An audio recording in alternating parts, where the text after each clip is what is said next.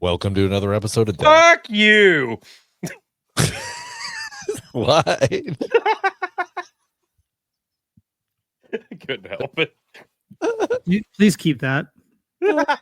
We will make you laugh. We might make you cry. Most certainly, somehow, some way, make you a better parent. And I am your most surprised host, Brendan. At my left, right, depending on how you're looking at it. He's my trusty sidekick. It is I, the 17-time Revolutionary Wrestling Podcast champion, non-shelf filtered, quadruple distilled, your blend master, Ceremonies himself. And I've still got a bit of a summer cold from a week ago, so bear with me. Tony fucking G. Woo! All right. And Nope, that's it. that's it. Yeah, we're gonna just me and Tony. We're just gonna talk some foreign policy, make fun Like it should be, yeah. But a Chris one-on-one. Folks, last time we talked foreign policy, we got a whole bunch of crap from one. Oh yeah, like when we talk about important stuff, like it's amazing the comments and the criticisms and critiques that come out of the woodwork. I mean, not really. Like it's not like the wood. It's like one person. I mean, just one person, really. And he's here today to everything that got wrong. Oh, howdy, Chris. Hey, fellas. Back once again. And I want to let he comes in so pleasantly, like he does.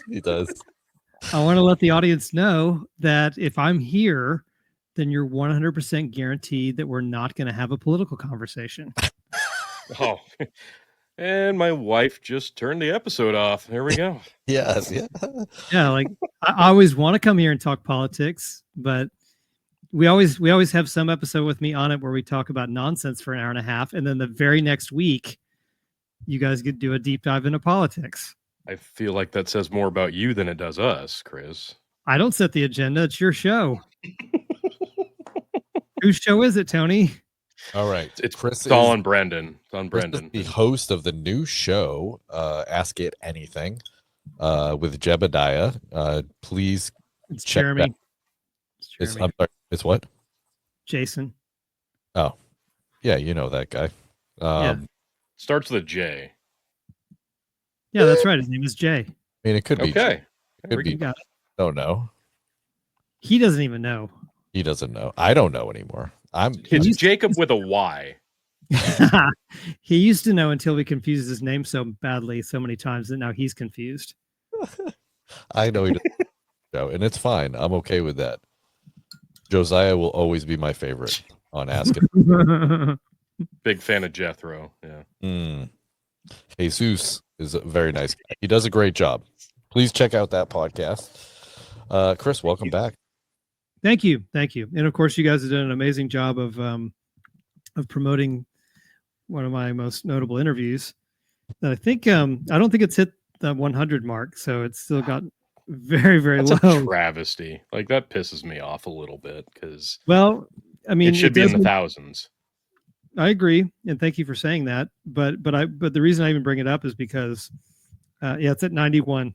91 people. Oh, we're almost there. All right. But I will start shilling again because it needs to be heard. Well, nobody has promoted it, including myself, as much as you guys have.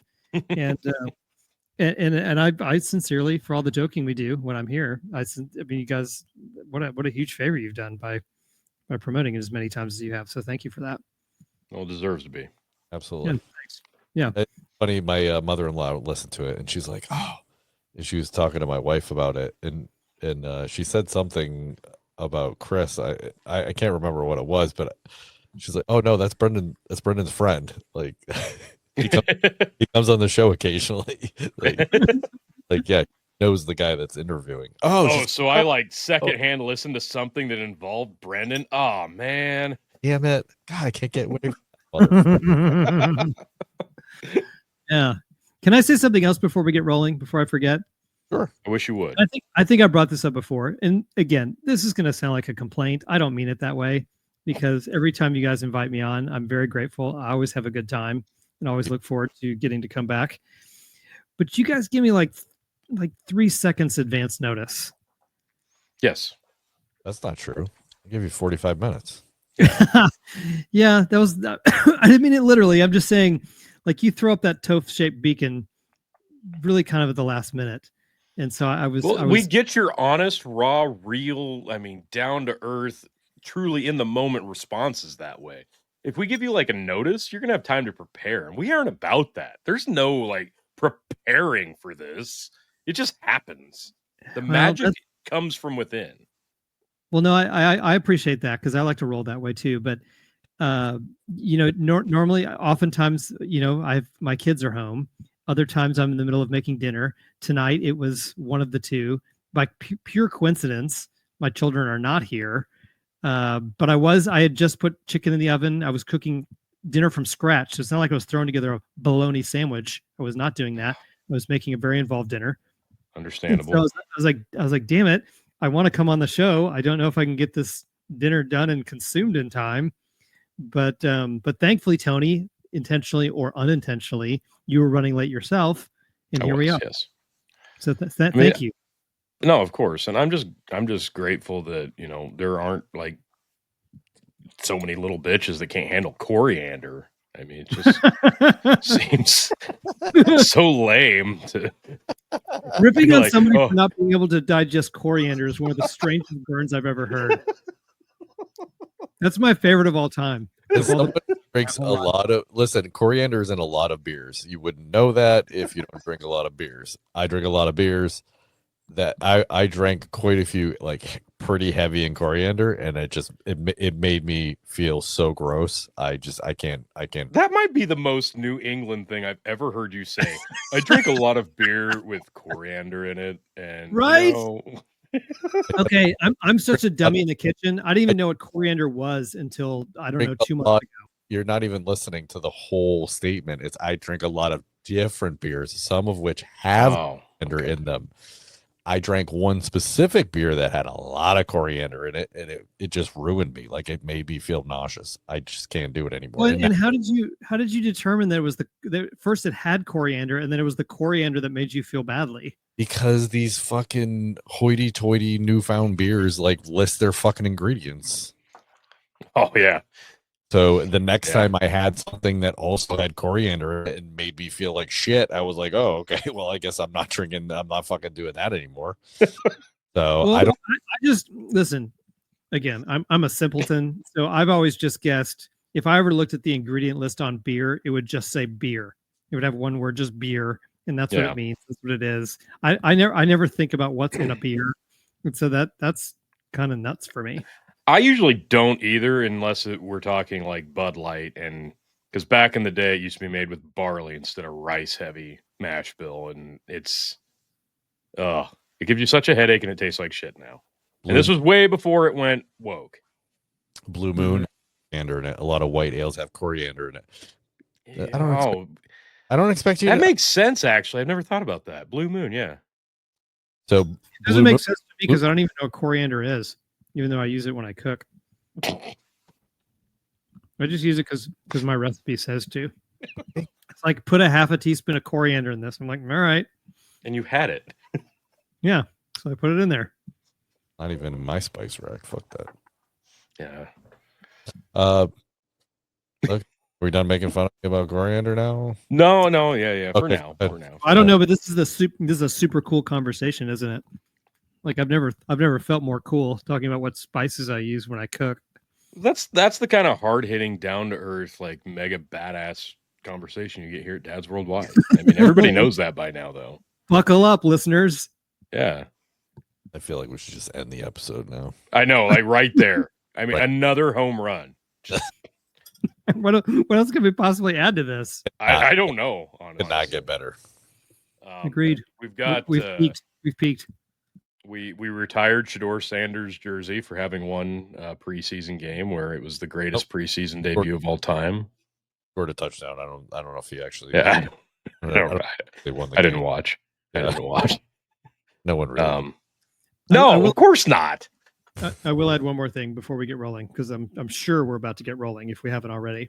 But the whole show is like we've discussed. The whole show is banter. Like you act like there's an agenda. Yeah, that's a good point. Thank you for reminding me. But I normally I'm not on camera when I come on the show. And the listener might be thinking, or if you're viewing this, you might say, but you're not on camera now. That's correct. But for the first time, I actually wanted to be on camera, ironically. And the reason is because I'm in a new recording space and I can't say too much about it because it's actually I'm sworn to secrecy, but I was going to treat the two of you because it actually is quite a spectacular visual display. But I can't because for whatever reason, it's probably the forces behind the secret thing I can't mention probably are somehow preventing me from showing it because I'm not supposed to. But I can't. I have a feeling it's all the coriander in your system. Yeah. It could be. Bro. It's probably the coriander. I mean, I have a lot of problems in my life right now, Tony, and I never thought to blame coriander, but I need to give that more consideration. I'm just saying. I mean, don't rule it out. Well, I was, but I won't anymore. Take coriander out of your diet and then your camera. Sounds like it makes sense to me. It does. I love this show. I'd be so interested much. if it solves my other life's problems, Brendan. Who knows? Just carry coriander and be like, Freebase that shit. yeah, just sprinkle it on people. I just want to IV it straight into my veins. Oh yeah, liquid.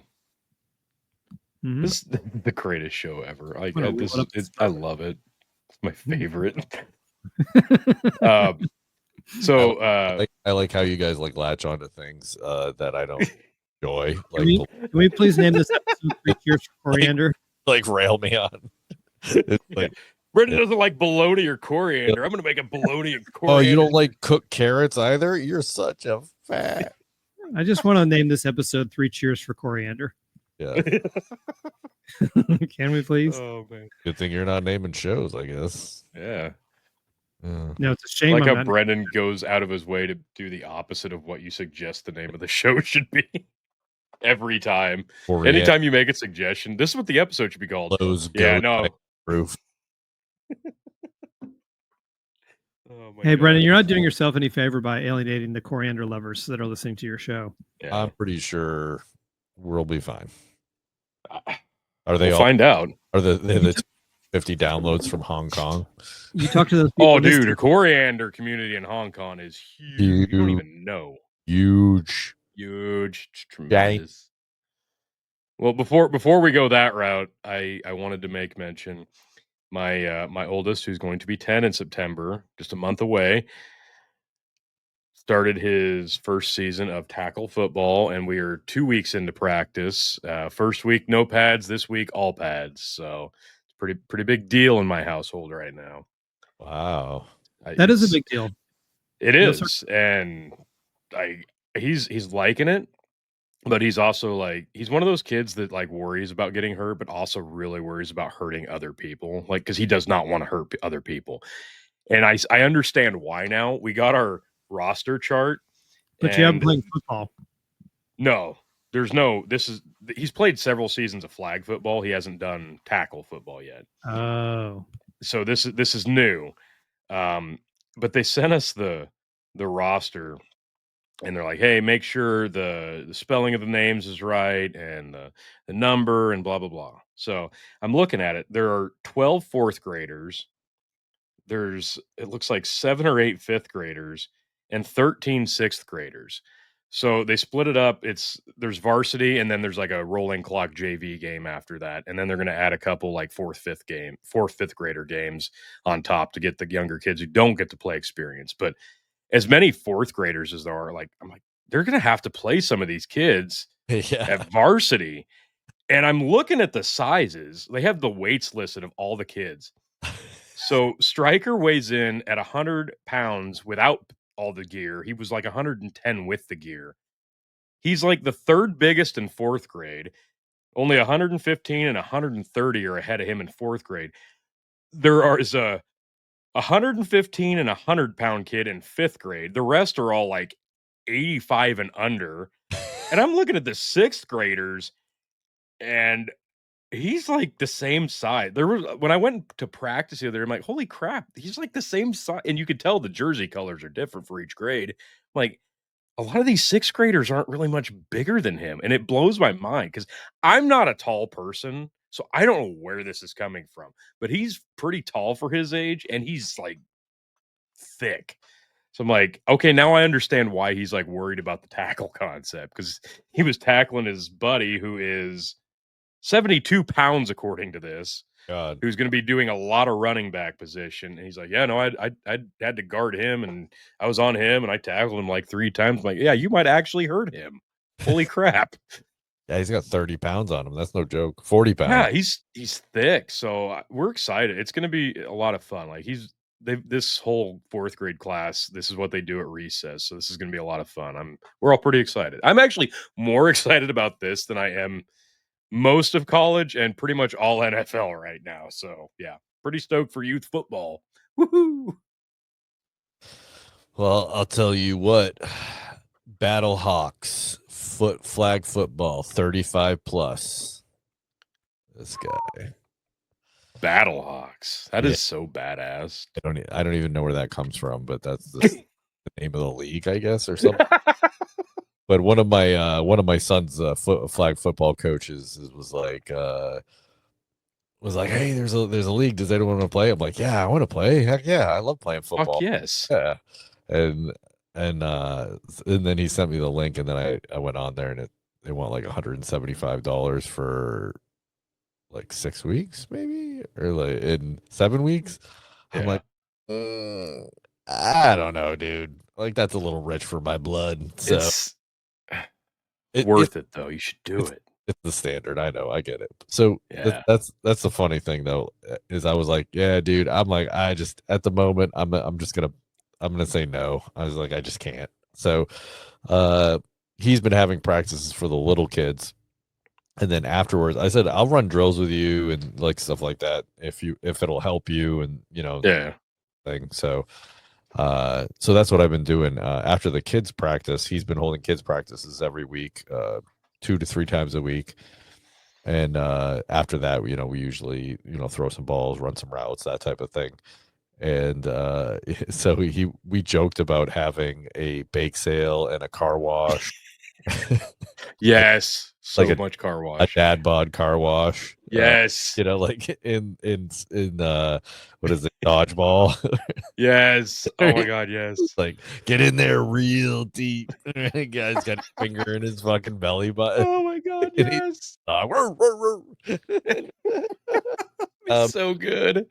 So and then we were talking about a bake sale, joking around, and so I'm on vacation a couple weeks ago, and he emails me and he's like, "Hey man, are you still interested?" And I'm like, "Yeah, I'm interested," and he's like, "Well, this other guy's wife is selling bread and gonna donate the proceeds to and they yeah. I want you on the offense. So can you?" He's like, "If we can get your whole thing covered, will you play?" I'm like, "Well, now I feel like a cheap prick. Like I'm not poor." Yeah. I'm not poor. I'm just frugal. Like I just Right. like it's a difference. Like we don't spend our money willy nilly. Like we try to be very careful with what we do. So yeah, but you know what? You told him you didn't want to do it because of the money. it's true. I know. You don't have to you don't have to explain why it's what the money related reason is. You just said True. at that price I don't want to pay. He covered it. Now it's 0, and you want to pay. You want to play. So I don't consider that cheap or charity or anything. Like you threw out the obstacle. He figured it out. So you should get to play. But then, like her own husband is playing, and they paid the fee. I'm like, I know, but they decided at that price it was worth it for them to play. He made a different decision than you did. They want you. Yes, if he wants to pay your way, then let him pay your way. I don't like. I'm gonna make my kids take video of me like falling down on the field. Like, oh yeah, no, I expect all be... the video of this. This has to go on social media. So oh my god, so this is. I mean, half of our listeners have got to want to see you like get just mowed over. Yeah, I mean that's got to be like both halves of our listeners. 2 or 3 people. We can probably at least. Yeah. I wonder how many Hong Kongians will come. Is that what we call yeah. Kongians? Hong Kong. Oh, we could have an international flag football game. We should we'll live stream the game for Hong Kong. Yes. This could be huge. Could be huge. The International Bowl of flag football. I would no longer need to I would just get my entry fees paid every season because because people want to see the nightmare that is me. I almost spit that out. Like, oh man, gotta have him playing, and he sucks. Hey, Brendan. Asshole. According to internet, Hmm. they're called Hong Kongers or Hong Kong people. Actually, that sounds more offensive than anything else. I feel like Hong Kongians is better. I don't know. Yeah, Hong Kongers. That sounds so racist. It does, but that's what the internet says. It sounds like you're saying it with your teeth out. You know what I mean? Yeah. It just Hong Kongers. Yeah, it's just like Well, if you are from Hong Kong, we would love to hear the preferred not a pronoun, I guess, but descriptor, if you will, because that to me sounds offensive. But if that's what the preference is, I'll go with it. If it sounds offensive to you, then it probably is. I would imagine you don't find very many things offensive. Yeah, that is fair. That is very true. So what we're talking about is the fact that 2 weeks ago, our last episode that came out, there was 250 downloads from Hong Kong. That's amazing. It is ridiculous. So is there like a large American presence in Hong Kong? Because why else would anybody want to? There's a bunch of experts there, but I mean, what are the chances 250 people all of a sudden just randomly come across Dads Worldwide and download? Hey, I'm not complaining. I'm here for it. Yeah, I'm not complaining either, but I'm just saying, like, I don't know. That's probably the NSA because we talk shit about Trump. Well, if that's the case, better buckle up because I have a feeling that's where this is headed. So who watched that South Park episode? I did not actually. Believe it. Oh my god, you've got to watch it. I have not watched the new one, but Charlie Kirk one, is that what you're talking about? No, the first one of the new season where they just oh my god. I haven't watched South Park. Well, before we get into that, into that crap. So I went on vacation. This is our normal main vacation. I'll be quick. Yeah. No, you take your time. No, it was great. Completely unplugged. I answered a few work calls and questions, but really not too many. And this was at the cabin in Maine? Yeah, and actually you were there for like, what'd you say, 10 days? Just a week. Just like 8 days. Yeah. 8 or 9 days. Yeah. And I actually got a full round of golf in with my brother-in-law Ben. Nice, great. I actually shot half decent, so I was actually happy about that. Good course, full 18. Full 18. Well, no, it's a 9-hole course that you go around. 9 repeat. Yep. Yeah. But my dad, my dad and I had gone to this course years ago, and let me put it this way: they had a stripper pole in the clubhouse. That's yeah, very classy, very classy. All right, so this is another hobby I now have to take up. Thanks a lot, Brandon. I mean, I didn't know they had those in there. So it doesn't anymore. Wow. There was a new owner, and prude. Yeah, very much so. It's just wrong. But so I looked on the. You never had to make a tee time, obviously, for that kind of course, right? Make a tee time. So, but this year I was course 9-hole. Yeah, I knew that they had new ownership. So I looked on the website. It didn't say anything about calling for tea time. So I was just like, all right, we'll just show up and see what happens. Right. Well, it happened to be like 100 degrees that day, so we were good. We were good. Yeah, nobody wanted to be there. No one wanted to be on the course at the time that we were there. So it worked out. So, but we showed up. We get in the clubhouse, and he's like, "So you don't have a tea time?" And I was like, "Oh no, sorry." There's nobody there, and they're still giving you a hard time. Yes, he's like, all right, I think we can fit you in. And I'm like, it's like one of those things that you look to your left. Yeah. You're right. Like there's no one there, right? And you're just like, okay, yeah, thanks. Like, thanks. And he goes, yeah, next time. Appreciate you moving some stuff around for me. Oh, little old me.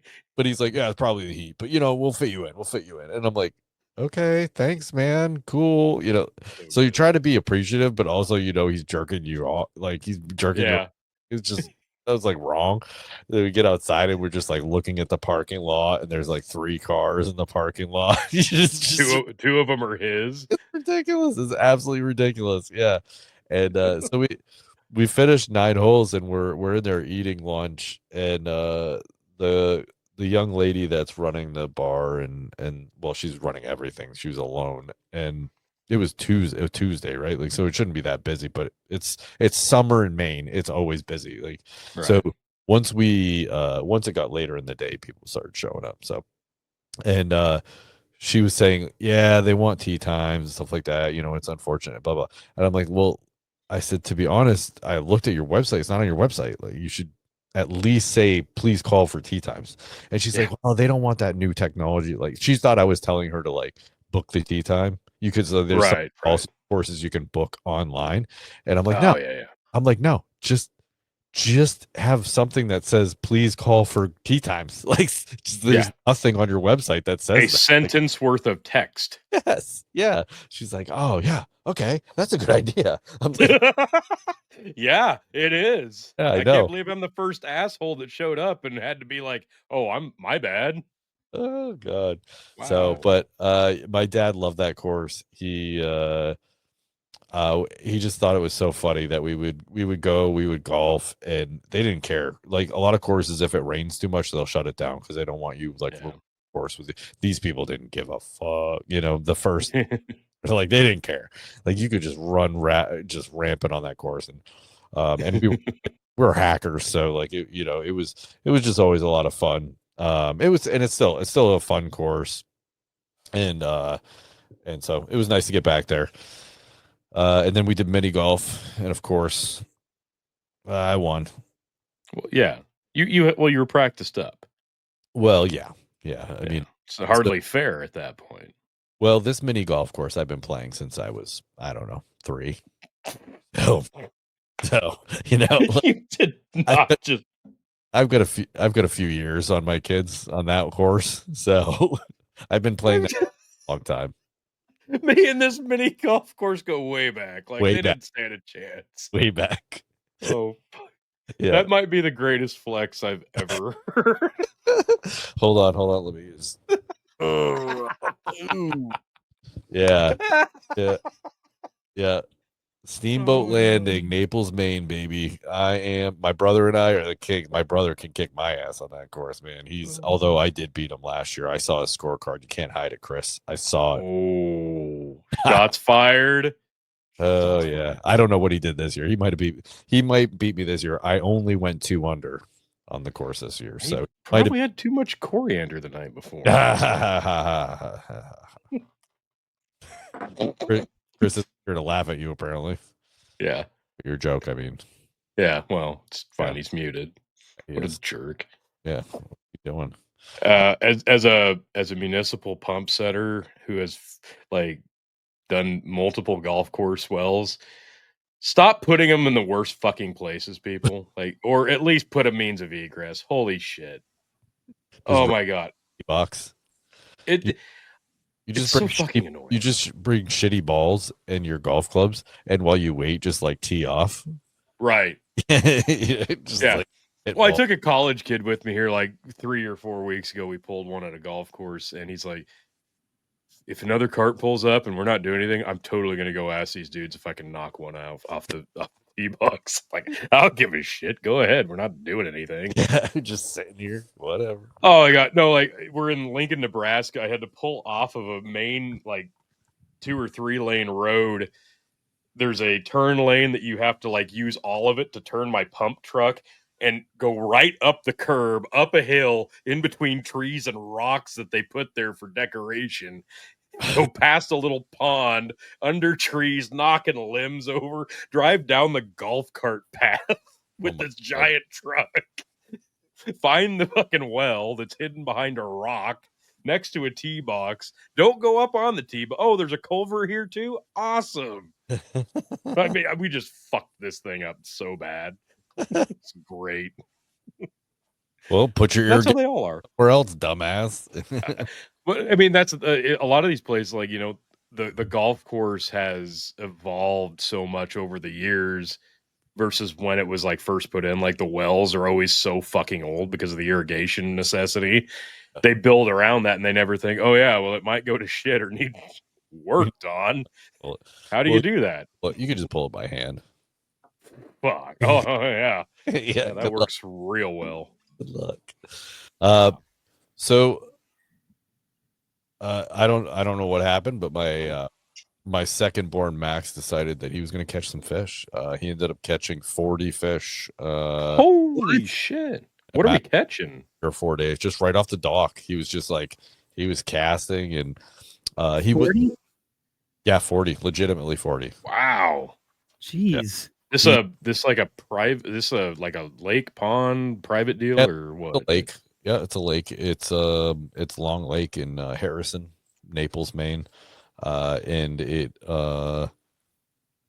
it's got all kinds of perch, sunfish, smallmouth, largemouth Oh, nice. fish. There's even salmon. Oh, nice. I love salmon. But he caught mostly junk fish. Like he Yeah. caught a few decent sized smallmouth, largemouth. Caught a really big sunfish and a couple really big sunfish, and but yeah, he just like so for a while he was trying to use his lure and he wasn't catching anything. I'm like, dude, Yeah. like you just need worms. I was like, you just gotta Yes. use worms. So I went to the grocery store, got some worms, and which is weird that the grocery store carries worms, but they do. No, it's not that weird. The gas stations here carry them because they have to. All the gas stations carry Yeah. one. Yeah. So we got worms, and he just started like, and they're so big, like you can cut them in half. Right? Yeah. Oh, you have to. Yes. So Yeah. so he cut Big them. old fucking night crawler. Yep. Hack it in half. It's fine. I went through 2 things of worms, and my other son caught maybe 1 or 2 fish, and then my daughter caught a couple fish, and yeah, he was just out there all the time, like just going crazy, like That's awesome. And catching, and I love it when a kid gets hyped up about it and then they go out and have one of those. You can't get the hook in the water without snagging some. That's great. Yeah, I expected them to catch a little bit. Like we've never caught that much off the dock. That was right. I mean, like that's even better. Yeah. Usually I have to bring them out in the canoe, and go a little ways to get them some fish. But yeah, this time it was going bonkers. It was crazy. It was crazy. Striker's the big fisher of all my kids, and he actually went today, and they didn't have any. They dropped him off after school, and him and his buddy and some other kid went down to the pond, and they didn't catch a damn thing, and they had nothing. They had no worms, so they stopped at the convenience store and got chicken tenders. And I was on my walk because we had to go pick him up soon anyway. I was out on my walk, and I walked down by the pond. I'm like, hey, catch anything? And he's like, no. But it's because we ain't got any worms. So what we did was we got these chicken tenders, and they're breaded. Breaded chicken tenders, and they dumped red Gatorade on the chicken. And I'm like, oh my God, did you eat that chicken? It's so pink. I hope you guys didn't eat that. Oh no, that's the Gatorade. Like, why did you put fucking Gatorade on it? Like, oh, I don't know. We're just trying it because we weren't catching anything anyway. Like, okay, makes perfect sense. Whatever. Yeah. But I don't know if I meant he actually in the middle of summer there was a tournament here in town. He won a lifetime hunting fishing combo for free. Yeah.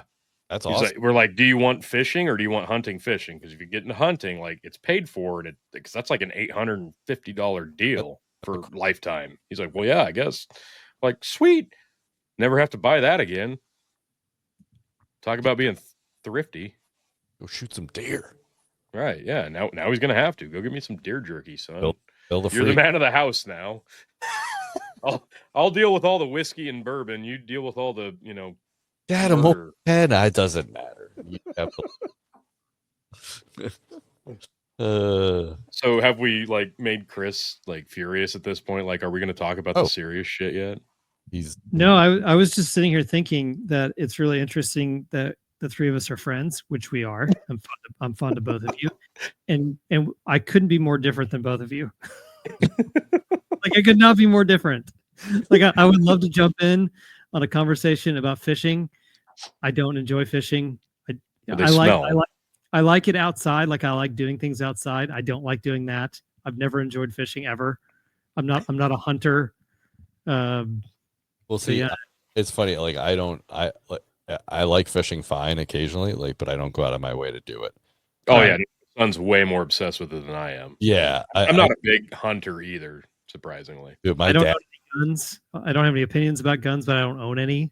Like I own several of those. My dad had guns and knives. I never had any guns. He had one of the most wicked sawed-off shotguns I've ever seen in my life. Oh, sweet. Allegedly, yeah, in a video game. Yeah. No, he had it. And it had in a video game. No, he didn't. He does not have it anymore. He doesn't have it anymore. Right. Yeah. Hypothetically. Yes, he does. It had a sawed-off stock and sawed-off barrels. Like it almost looked like a long handgun. It was the most wicked thing I've ever seen.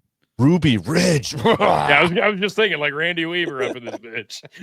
Yeah, I should next time I'm at his house, which isn't very often. I should get a picture of it and send it to you guys. Oh, absolutely. You'd be very impressed. Yes. If you wanted to blow out another man's entire chest, this gun could do it. In a video game, yes. Yeah. Correct. Hypothetically. in a field using a mannequin. I'm just saying, if you're going to do a test of that type. Yeah. Mm-hmm. He also has a collection of switchblades. Well, that's just badass. Your dad sounds fascinating. Yeah. He is fascinating. No wonder they moved to Texas. I mean, yeah, actually.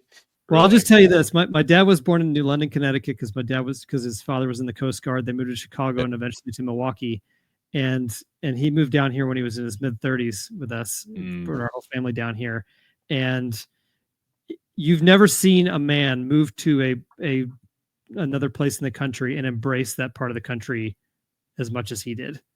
Like he went jeans, boots, shirts, guns, knives, horses. Was that I want to blend in, or is it like this is how I've always felt and now I can be that? Yep.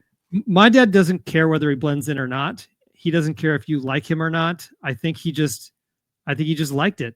This makes sense, and this is how I felt. I'm gonna. Yeah, no, he doesn't put on airs or try to impress anybody. He doesn't give a shit about that. So it definitely wasn't to blend in. When can we book your dad on the show? Yeah, no shit.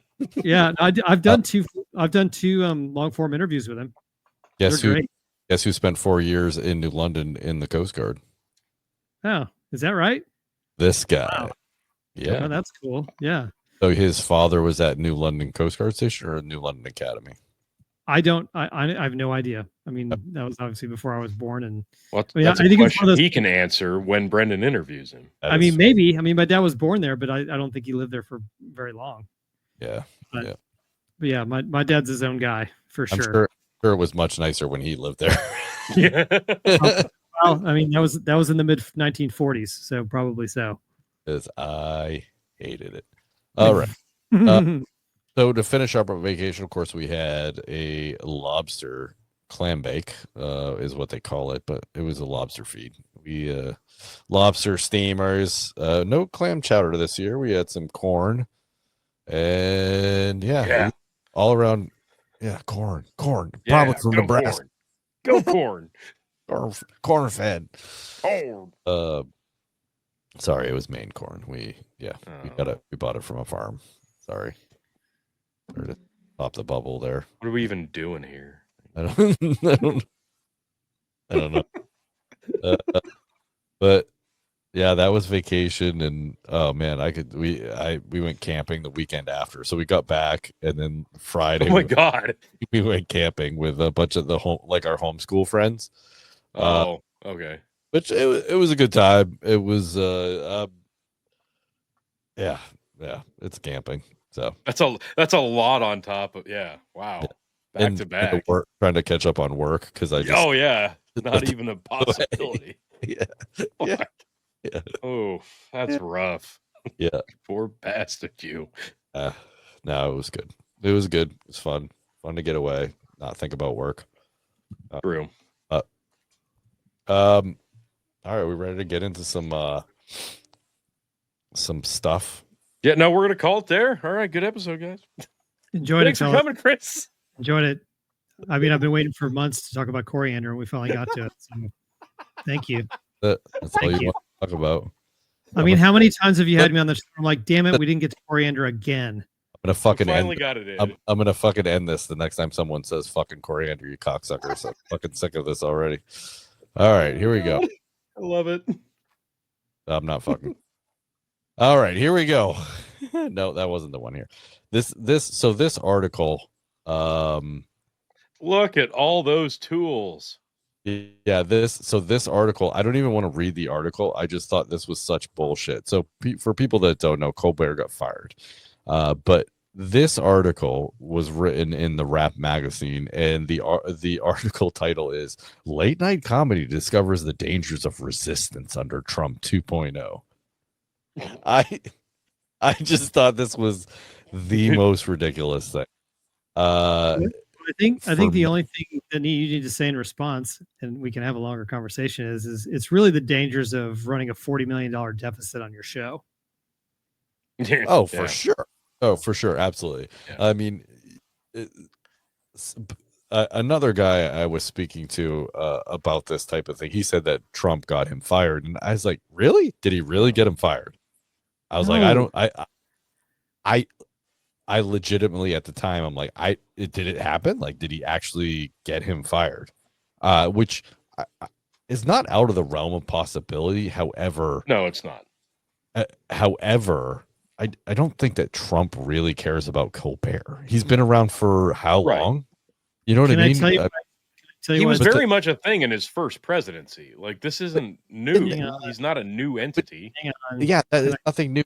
Kimmel, Stewart, like Oliver, all these guys, they all make fun of Trump. Like, this is not new. Like, and Colbert's not special. They're all not funny. They all have the same standard jokes pretty much, and it's all they all make fun of Trump. I have never found Colbert funny. Okay, but let me tell you why there's absolutely no connection to Donald Trump and Colbert getting fired. Okay, first of all, his show was losing $40 million per year. He had a staff of like 200.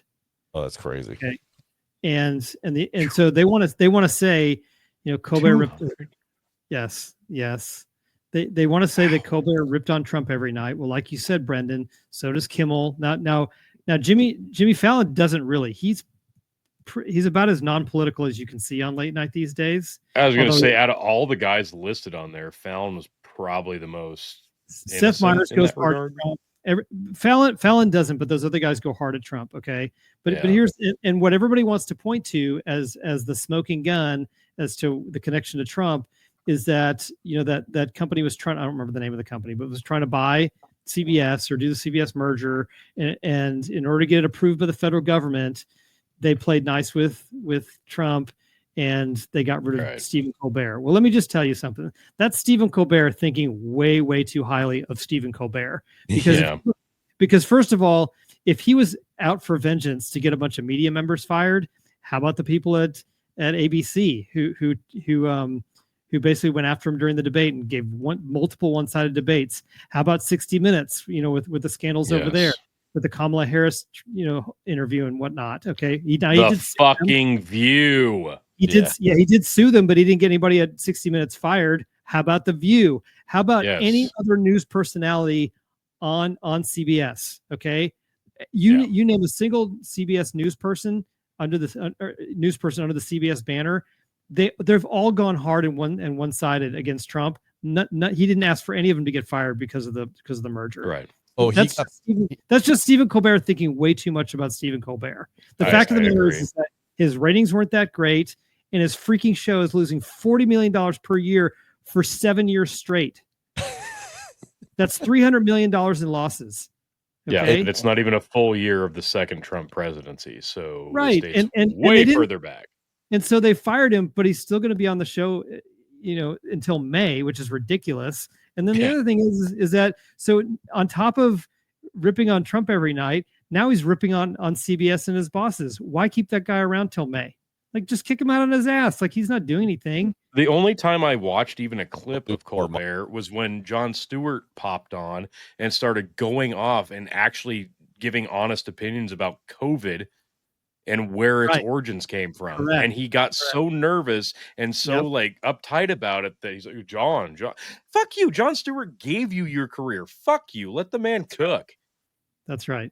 Well, I mean, because Stephen Colbert's the one that's doing songs about the COVID jab and having people dressed up as syringes dancing around on stage. So like all of these late night guys, they trashed the whole genre by choosing half the audience, by basically just pandering. I don't know when it started, 5-10 years ago, pandering to half the audience and cut their ratings in half or less than half. And now they started losing money. So they're all going to go down the toilet. All of them, every single one of them. Right. That's what you get.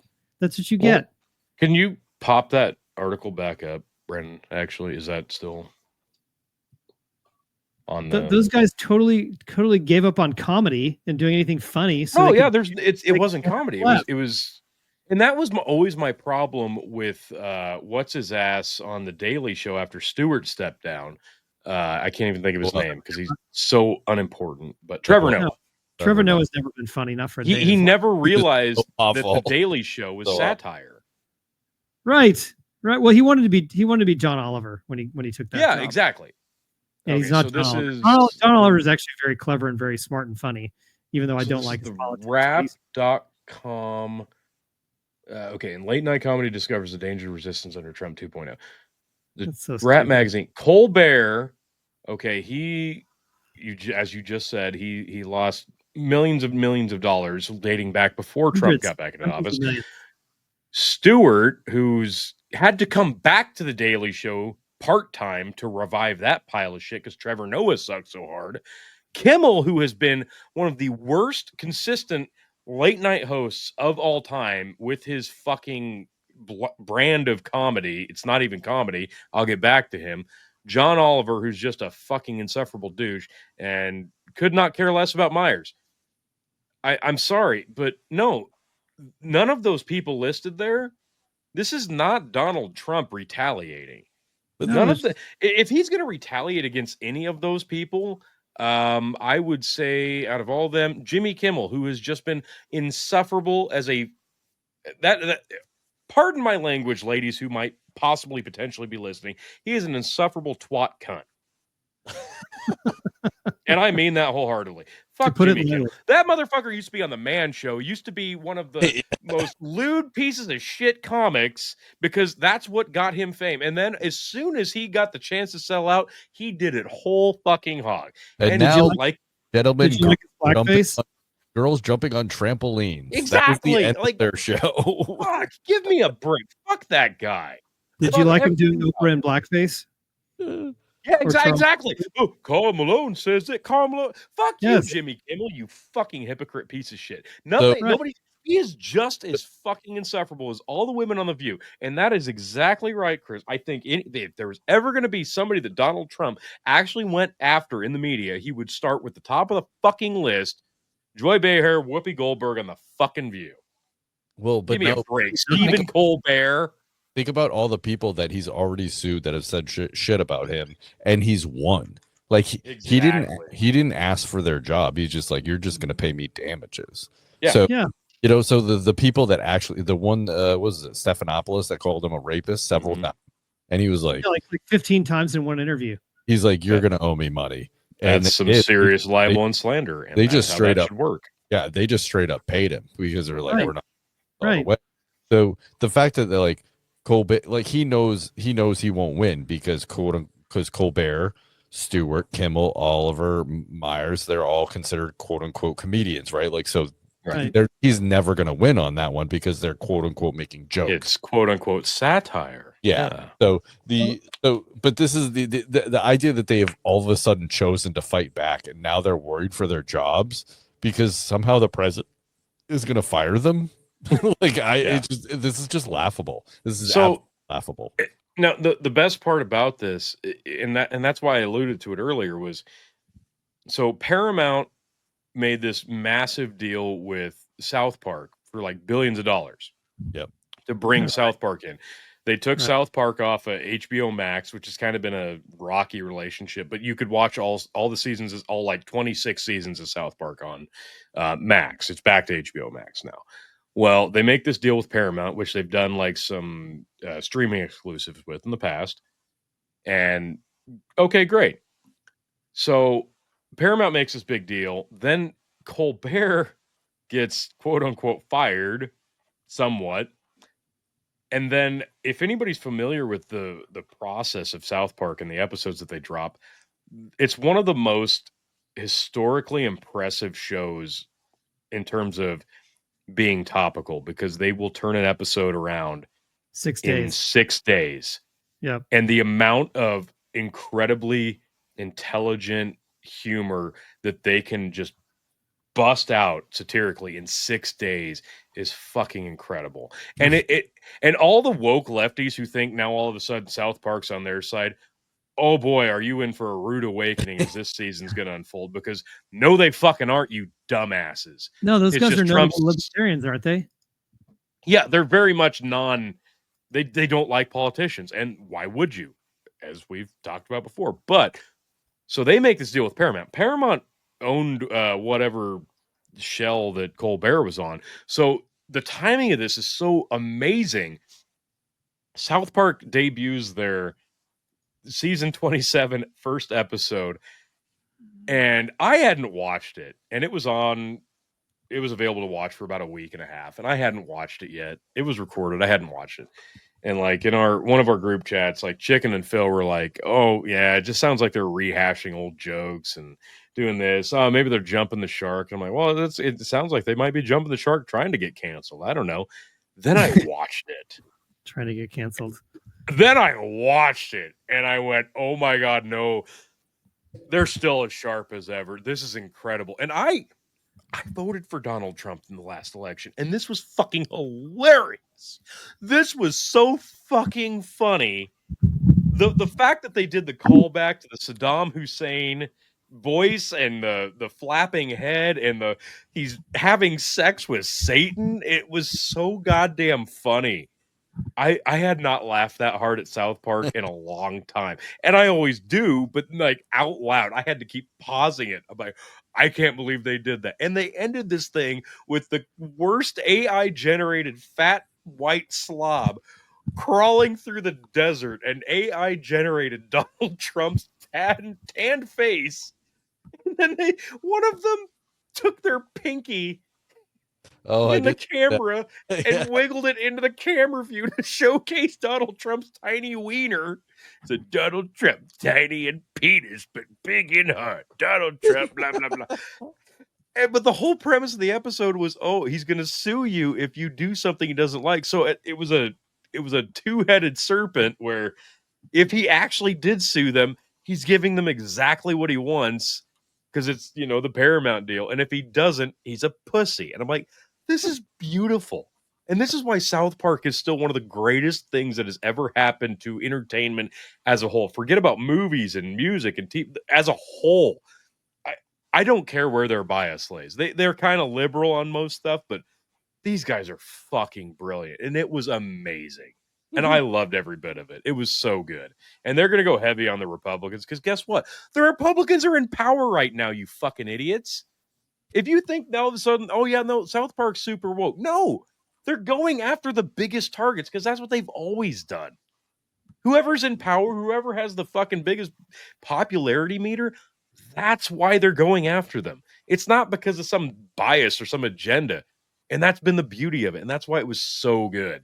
And it was so bad and so cheesy and so immature, but it was so perfect. I loved it. It's so South Park. It was so South Park. It was perfect. Yeah. But at the same time, Donald Trump has given, and we've talked about this, and it's been several months already, but he's given us a lot of material to question him on.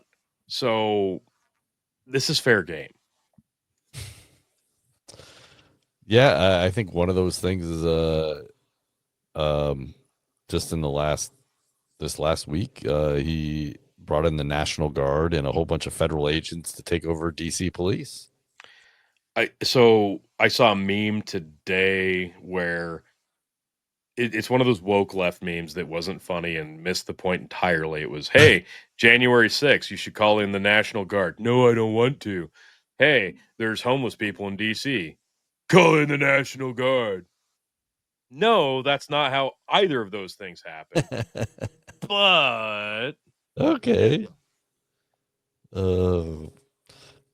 Yep. Yeah, so he took over the city with the police, or took over the policing of the city. I don't even know how that works. But apparently he did it. Apparently it was bad enough. Although if you go by FBI statistics, then crime was actually going down in DC. So this year or just But they've already acknowledged previously that the FBI has lied about the statistics. Mhm. Oh, which yeah. is probably I don't know. 100% fair. I don't know And- why for the last. And one of their commanders under the DC police was either fired or suspended for cooking the books, for cooking the numbers. Can't imagine. None of the numbers they're reporting are real numbers.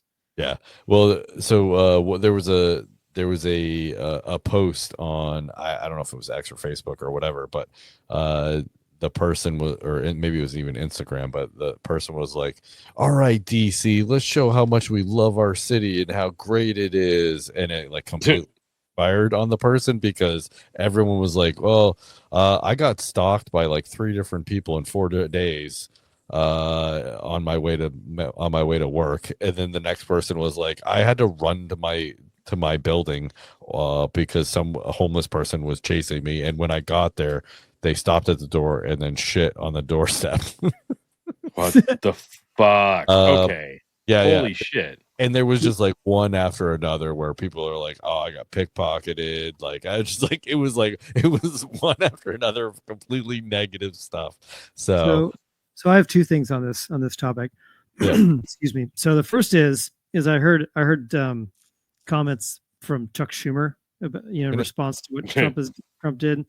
Yep. Of course, guess what Chuck Schumer said? He said there's no crime problem in DC. Whatever it was a lie. Yeah. He goes, I go running around the National Mall every morning at whatever 6 or 7 o'clock in the morning, and I feel perfectly fucking safe. does not run.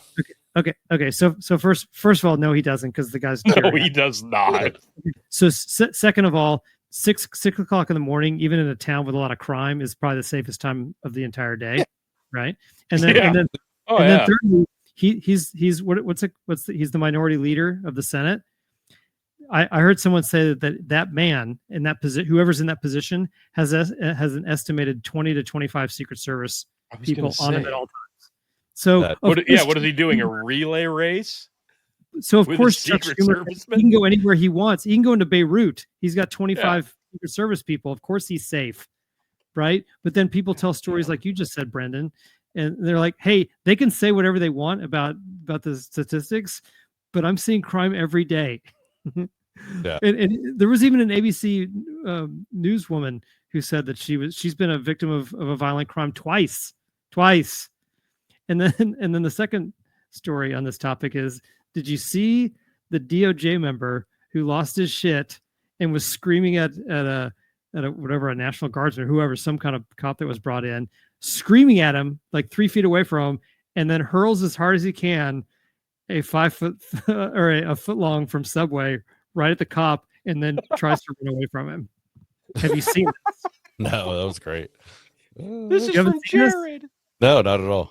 Yes, it's this DOJ. It turns out he's a DOJ employee who's now been fired by Pam Bondi, but he's wearing shorts. He basically looks like a preppy. He's like this pink polo shirt and his khaki shorts and his white tennis shoes, and he's screaming fascist at this cop, and he's holding a foot long sandwich from Subway in his right hand, and at the end of it, like he's completely losing his shit, and at the end, as hard as he can, he hurls it right into the guy's chest and then turns around and tries to run. Okay. Like, first of all, you know how much a foot long from Subway costs right now? Like $15. Yeah, I heard someone make that point. He's like, "Hey man, you just wasted a perfectly good sandwich, you idiot." Yeah. Well, I wouldn't say good sandwich, but it's like it's not a cheap sandwich. Right, yeah, no. Right, like if he got double meat, that's like a $20 sandwich. Oh my god. that's. Yeah. I mean, if you got the meal deal, and you're looking. Oh, at if he got chips and a drink, that's like $22. Easy. Yeah. I mean this. So this. I mean, he's already making bad decisions by going. Clearly. So, Very I guess wasteful. there's no way for me to share my Twitter account, is there? yeah, you can look it up in your browser, I think. I can. Yeah. But how do I share it on? How do I share? You hit present. You hit the thing in the middle there that says the plus sign with the plus sign. There's a circle with a square with a plus there sign we go. in it, and it says present. Yeah. I mean, I feel like this young man, obviously, he's making really bad decisions. One, he knows he works for the DOJ, and knows that willingly. He knows that there's cameras everywhere. Like, if you don't at this point, you're a fucking dumbass. So, all right, here we go. Hang on, I'll try to. You keep talking. I'll try to share it. Oh, okay. Let me remove that. And then, but yeah, no, I feel like there's just a lot of missteps here. You know, there's a lot of missteps. You throw a sandwich at someone that you paid good money for. Two, like, there's cameras everywhere at this point. Like, everyone has to know this. I told my son this multiple times. Like, you're a good person because you do the right thing when nobody's looking. Well, unfortunately, at this point in time, everyone's looking all the time. Yeah. There's nothing all the can time. be hidden. Yeah. So this is like probably one of the most important lessons to anyone, because someone's always looking. So you should be a good person. Just stop being a dumbass. So this kid probably doesn't have a father. Let me know when you're ready. You ready? Can you hear this? They're what? You see these fascists right here? And Fascists? Oh, he's drunk. You! Fuck you, fascists! Oh my god. Shame! Shame! Shame! Shame! I'm laughing, but that's the truth. The beautiful salmon. Look at the collar. I need to do Look at some the collar on background that studying shirt. about the Federal Bar Association. Beautiful salmon polo. Yeah. Came in. What vehicle? Oh, it's got The lace. ones they pulled up in. Wow. These fashion Oh, doily. the fascists tried to the federal buy investigators. Where did they? What vehicles did they show up in? They showed up in unmarked. Where are they? Where? In the unmarked. Right, is it the white truck right there? The white car in front of there. That white Jeep Mm-hmm. over there. All the white cars.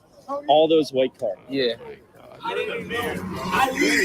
Oh, he's still got the sandwich. He's got the sandwich locked and loaded. Of course, the white. He's in pursuit. Oh no, he went over back to them. I'm gonna switch to a different video.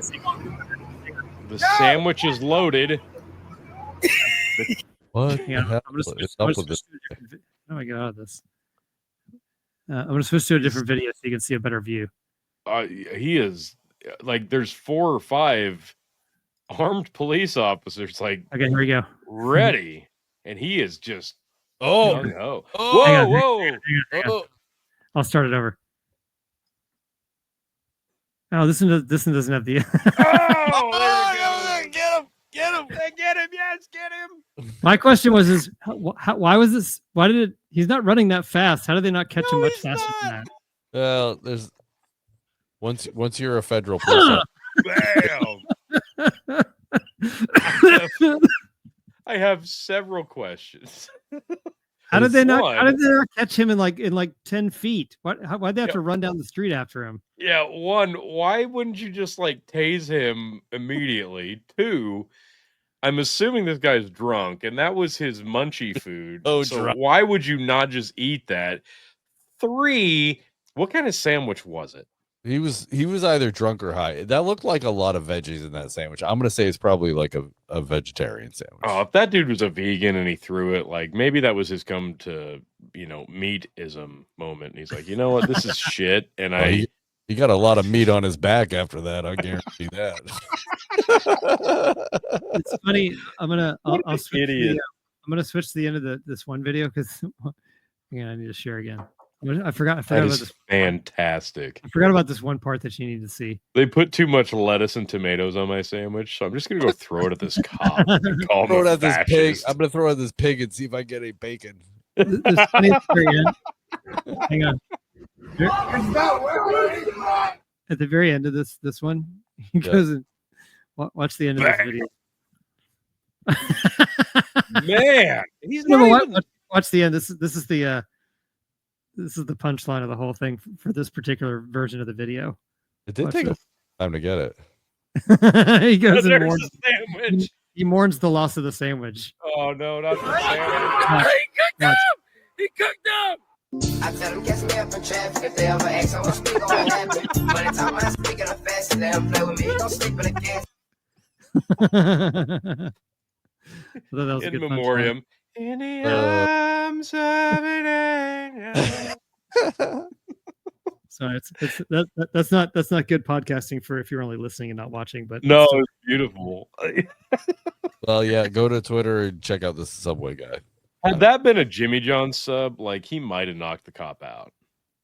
a little more sturdy, sandwich. Way sturdier. Yeah, like Subway's bread is like somehow stale but soft, but Jimmy John's is like soft but stale. It's like a yin and yang, and they're owned by the same company. Fun fact. Are they really? Yeah, they are. Oh, Subway bought Jimmy John's recently, didn't they? Yeah. Well, I don't even think it was recently. They're owned by the same thing. Yeah. I way prefer Jimmy John's over Subway. I don't think I've ever had a Jimmy John's. What? Yeah, I don't. They don't have. So like the outer shell of the bread is like hard, but the inside is super soft. Whereas Subway, that like sounds the like it would outside is really dry and hard, and the inside is really dry. be and hard. It sounds like I would hate my gums after eating Jimmy John's. Like that. Yeah, but it's so much better. Like it's delicious, and you can go into Jimmy John's and for like 50 cents get like a full fucking loaf of day old bread, and it's so worth it. They just Be bought like, them hey, 2 years ago. yeah, it's so good. It was 2 years ago, Tony. So another 2 years ago? Yeah, so it wasn't that long ago. No. Yeah, 2023. Okay, who bought who though? Subway. Oh, Subway bought. Yeah. No. Because I remember when Subway I lived in Lincoln, they were owned by the same. No, company. Subway 'Cause- bought by Rourke Capital, parent company of Jimmy John's and other fine franchisees. So actually, the parent company of Jimmy John's bought Subway. It was the other way around. Well, maybe before that it was the other. No, because even like. No, this is an article from August 25th, 2023. I don't believe this. This doesn't make sense because I knew this in like 2005 Okay, I'm that they were sharing under the same banner. sharing my screen again, Tony. Maybe it's that was changed just hands. you like knowing the future. No, that's not possible. Because if that's can the read it case, I for would your- have read it for yourself, $millions. See what this Well, says? Subway bought by Rourke Capital, parent company of Jimmy John's and other restaurants. I believe you, but I'm like, did it change hands in between this? I don't know. Okay, we don't have time to do a deep dive on Subway and Jimmy John's. No, you're right because like neither really make bologna a prominent meat choice. So. Well, that's probably wise, actually. So before I share this next article, actually, I wasn't even planning on sharing it. I just wanted to read. So the title of the article is "Sanctions Are Just as Deadly as War." Lancet study. So what is it? It says sanctions are just as deadly as war. Lancet study with That a sounds- No, they're not. What? colon. Oh, So- I thought it They are sounds- fucking not. sounded Well, true. what's that? So it sounds true to me. Yeah. So the first thing that I thought was, so that is something that Ron Paul always said. That is something that I was like, well, yeah. I mean, like, according to Ron Paul, that is like, I mean, that's sanctions are an act of war. That's what he used to say. So the first, Oh, I'm excited. yeah, let me hold on. Let me share. I'll share it now. I just wanted to get your guys' initial reaction first. But this is yeah. So this is Ooh. Connor Freeman from the Libertarian Institute. Oh my God. Ron Paul, the libertarian leaning. This is the first. This is the first sentence in the article. Like the first fucking words of the sentence are Ron Paul. Yeah, I was like, oh, this is like Ron Paul all over it right here. And then his sentence is Ron Paul, the libertarian leaning former Texas congressman and GOP candidate for president, has always maintained that sanctions are acts of war. That's I was like, oh yeah. I was like, yeah. And they are. I mean, when you think of it, because it really affects just like anything that government does to anybody, it affects the poorest and the middle class. It affects because the rich people are almost never affected. The people in power are almost never affected. They're never going to be poor. They're never going to starve, right? Like the people that are not impacted are going to be the ones with the loudest voice on the matter. Oh, of course. So it's just Lancet. It means nothing. Global Health recently published a study that proves him right. So, and that's only if a sanction actually makes it to being enforced. Which, how often does that happen? I mean, unfortunately, a lot with the U.S. Right? I mean, the U.S. They've put sanctions on a lot of people, which is why a lot of the reasons we've gotten blowback. Between Iran and Japan, if we're going to talk past the point of presenting a sanction and being like, this is what we need to do. Well, it just riles people up and gives the other side a reason to argue with you. But how many times did it actually get implemented versus how many times it's brought up or talked sanctions about? Get implemented a lot. And they do. You're not wrong. But the U.S. got attacked. Pearl Harbor happened because of embargoes and sanctions. That literally happened because of that. I mean, way to go, Pearl Harbor on it. Jesus. Well, I mean, it's the truth. And fucking then wow. And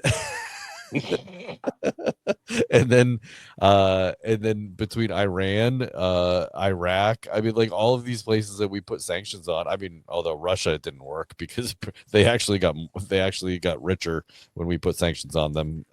So that didn't really work. But right. There's been a lot of times where we've received blowback from it. So, sure, as expected. Yeah. So. If you're interested in the article, I would say. But what? Well, like, okay, but does it actually like pin? You broke up. Is it just me, or did you? No, I didn't hear him either. Okay. Oh no, that was me. Sorry. Okay. Yeah. Is this like? Does this pinpoint what sanctions we're even like griping about, or are we just like, tariffs and stuff? All right, well, let's just read into it here. No, it's not tariffs, it's sanctions, which are different. So economist Francis Rodriguez and Silvio Rendon have found that the yearly total excess human death toll associated with economic sanctions across the world is roughly equivalent to the annual human death tolls of active wars and combat. In fact, the study reveals that on average, the civilian death caused by sanctions exceed battle-related casualties in kinetic conflicts. Okay, what? Well, I mean, think about it. That if sanctions affect the poorest among us, then I don't think that is crazy, because if you hit countries with sanctions and it affects the most poor people, they're already living hand to mouth. That if they can't get food, if they can't get food every day, then they're going to starve. Okay, yeah. So, but are we cherry picking the data? Are we talking about sanctions against like the poorest of the poor? I don't know. This just feels, something about this just does not feel genuine at all. Okay. I'm just being very. No, that's fine. We just keep reading. According to the study, the worst effects on populations across various age groups are caused by unilateral U.S. and EU sanctions against targeted countries. The researchers argue unilateral sanctions imposed by the USA and the EU might be designed in ways that have, a greater negative effect on target populations. UN sanctions, they add, have been framed as efforts to minimize their impact on civilian populations, although the extent to which they have achieved the goal remains debated. That said nothing. In period of 2012 to 2021, for example, unilateral sanctions annual global death toll on average was 564,258. The study also noted that most of the civilian deaths attributed to sanctions between 1970 and 2020 were children less than 5 years old. How do they know that? How are they connecting those deaths? to I mean, sanctions? obviously, we'd have to get really deep into that study to Yeah, that's how they're coming. some serious data. So, economic and unilateral sanctions kill the most vulnerable members of populations, including I don't primarily disagree with that. the elderly and the sick. How best- does it do that? Because oftentimes sanctions actually affect, like right now, sanctions in Iran are affecting them from getting medicine.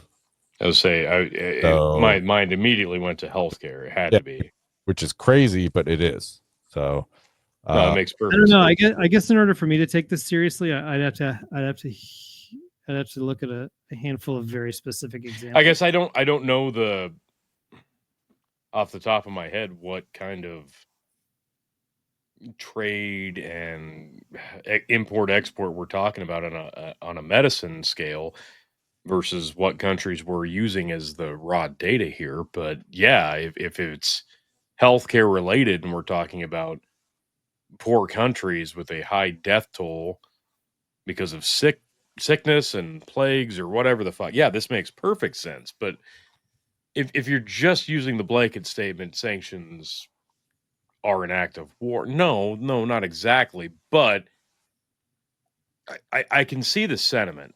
If you're somebody who is, I don't care about the class of the people, I just care about human life, then the statement does ring true, because you're not thinking, okay, this is a rich country that can flourish, or this is a poor country that needs our assistance.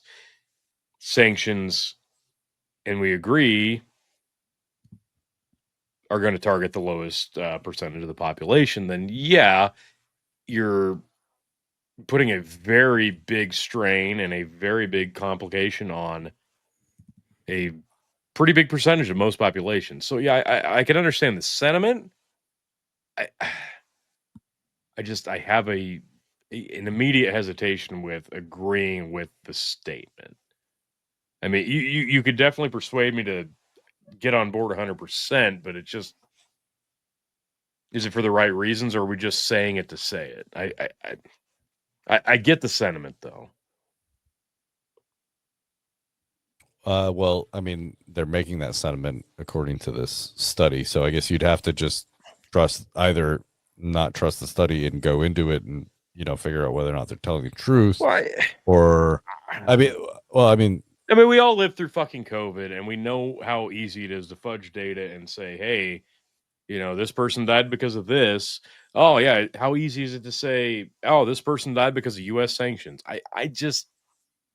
I'm hesitant, but I get the sentiment, and I got it. That was the exact thing I thought of. Was immediately, it has to be medicine and healthcare that's the cause of this, and it had to be. Well, yeah, that's one of the things they're always. That's one of the things they're always sanctioning, though. Like that, because it's. Well, it has to be. It's because it's even in this country, it's an import. It's the easiest thing to sanction. I would think. Life-saving medication in this country, almost all of it imported. So if we're looking at it that way, if we're going to look at it as a life-saving medication, then but even I guess even basic medication but what do we consider basic medication? Are we talking like cancer drugs, or are we talking like we're ibuprofen? We're speculating at this point. I'm just saying. But I mean, there's a huge difference. Are we talking like chemotherapy, or are we talking like Advil? Well, the other issue I have with this is that it always talks about the like economic sanctions are going to basically affect everybody except for the elite ruling class. So you can't say, oh, it's going to affect the lowest part of the population Of course it is, but it's going to affect everybody except for the people that can avoid it, which is the top of the population economically. The other thing is in order to provoke emotion or get people all stirred up about something like this, they always mention children. Yeah. I don't know. I don't know if children are disproportionately, affected. Of course, they're, whatever percentage of the population is children, they're among the population, so they're going to be affected. You just have to mention them. I know, but I just think anytime there's issues like this or anything around this, people always are quick to mention children because they want to evoke it's provocative. They want to evoke. It's a reaction. I get it, but yeah, every population has a percentage of children. So if it's something happens to that population, then children are also going to be affected. They're part of the population. It's children and elderly, and it's because they are the most sensitive to needs, right? Like they right. Need. I understand, Brendan, but what I'm saying is that you don't need to bring children and elderly into the conversation. Just say, hang on, just say, I don't like this practice. I don't like sanctions. You don't have to further poke people's emotions by mentioning children and elderly. Just make the point. Like the bringing that kind of stuff up is unnecessary. Okay. It feels like COVID. It feels like the COVID numbers, because that was how we push the idea of, we've got to get this vaccine out. We've got to get it out. We've got to get it out so we can save lives. You don't want to kill grandma. You don't want to kill your kids. You got to go out and get this stupid fucking jab or whatever. Like people's emotions. And believe me, I get it. Like, because your initial instinct is to think about your elders and your kids. And of course it is, but you're right. Like, that's what's going to draw the most immediate response and reaction, is talking about the elderly and kids.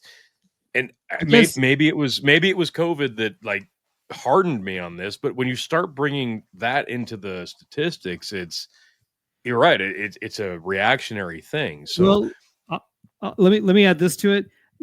So I'm with Tony. I think I bet you that if we dug into the study and read into this topic more deeply, I could probably come around on this topic. I mean,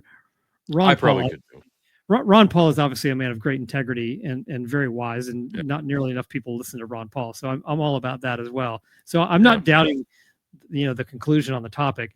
My criticism is that I meet this kind of thing with skepticism, because if you have to bring in elderly and children, I'm skeptical, because it sounds like you're trying to strengthen a weak point.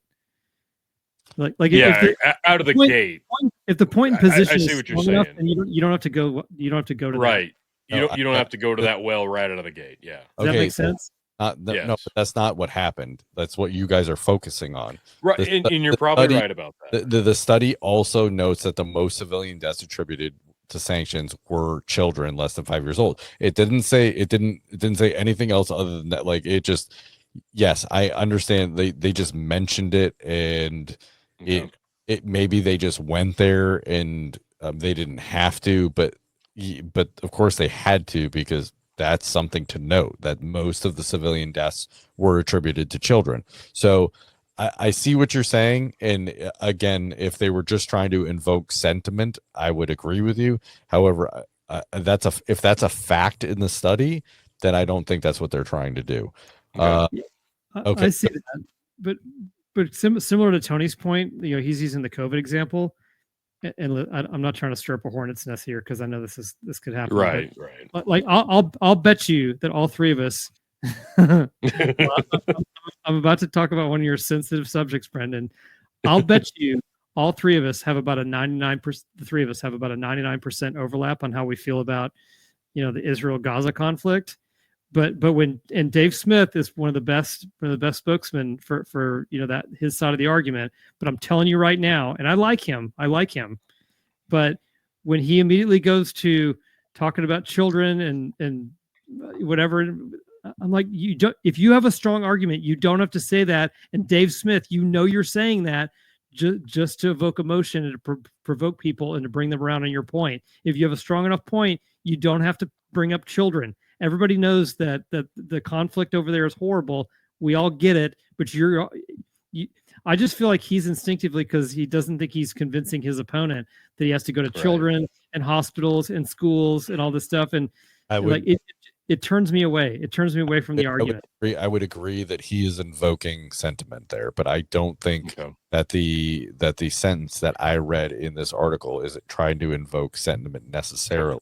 It is a way, but it is also a fact in the study, right? Whether or not the study is legitimate, I'm not like, listen, the Lancet has been great. Again, with COVID, they were fucking awful. So yeah. I agree with you with that. But what I'm saying, like I said, that jaded me on a lot of this shit. So for sure. Yeah, like the journals are awful, and I don't think they should be. Just, you need to take it with a grain of salt for sure.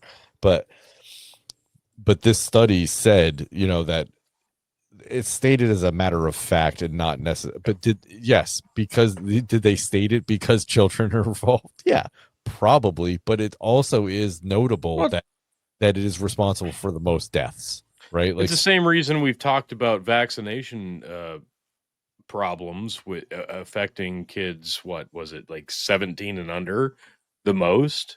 And that had to be noted. Yeah. So absolutely, it is important. If it is a real statistic, we should absolutely talk about it. So I get what you're saying, and I agree with you wholeheartedly. However, but I think in this article, it's just like, I'm not sure I agree with that necessarily. But again, that's fair. That's fair. We're not going to get into it completely, obviously, because this article just keeps going, and we're not going to get into the study completely. So we got one more. No, but it's just the initial criticism. But I mean, you're making a very good argument. Well, as long as you can trust the fact that, or you can at least on the surface trust that there's not. I'm trying to strengthen my argument with emotion. Yeah. Well, here's a stronger point in my opinion, because really the issue with sanctions is that it's provocative, right? It definitely. I'm sure that it has some version, probably very notable version of something that the study is talking about. I wouldn't even begin to argue that point. To me, it's just another version of the UN or the United States or some other powerful government getting involved in shit in other parts of the world that they shouldn't get involved in. It's provocative. That's what it is. That's the stronger point about sanctions. It's like go about this a different way. Quit. First of all, maybe not get involved at all. Be a little more isolationist, and then beyond that. First of all, if you just did that, and that's the strongest point that Ron Paul ever. Yeah. That's the one topic that Ron Paul is probably the strongest on, is that, hey, United States and all these other big governments, stay out of everyone else's business, and then there'll be very, very little, if any, blowback. Right. Because everybody wants to say, and this is the most popular argument of all, is that everyone wants to say, oh, well, the Middle East is pissed because we're because of our Western culture and we're prosperous. No, they're not. They're pissed off because you're getting up in their shit. Like, stay out of their business. Stay out of their business. That's really Ron Paul's entire platform. And so sanctions is just another provocative way of doing that. Yeah. No. Okay. So I agree with that mostly. So, yeah, I agree with the basis thing, but God, at the beginning, what did you say at the beginning? Once you got to the end there, I was like, oh, I agree. I would have agreed so bad. Yeah. The real issue with sanctions is just another. Oh, okay. Yeah. Large governments are provoking other countries. You said it was just provocative. You said it was provocative. Provocative.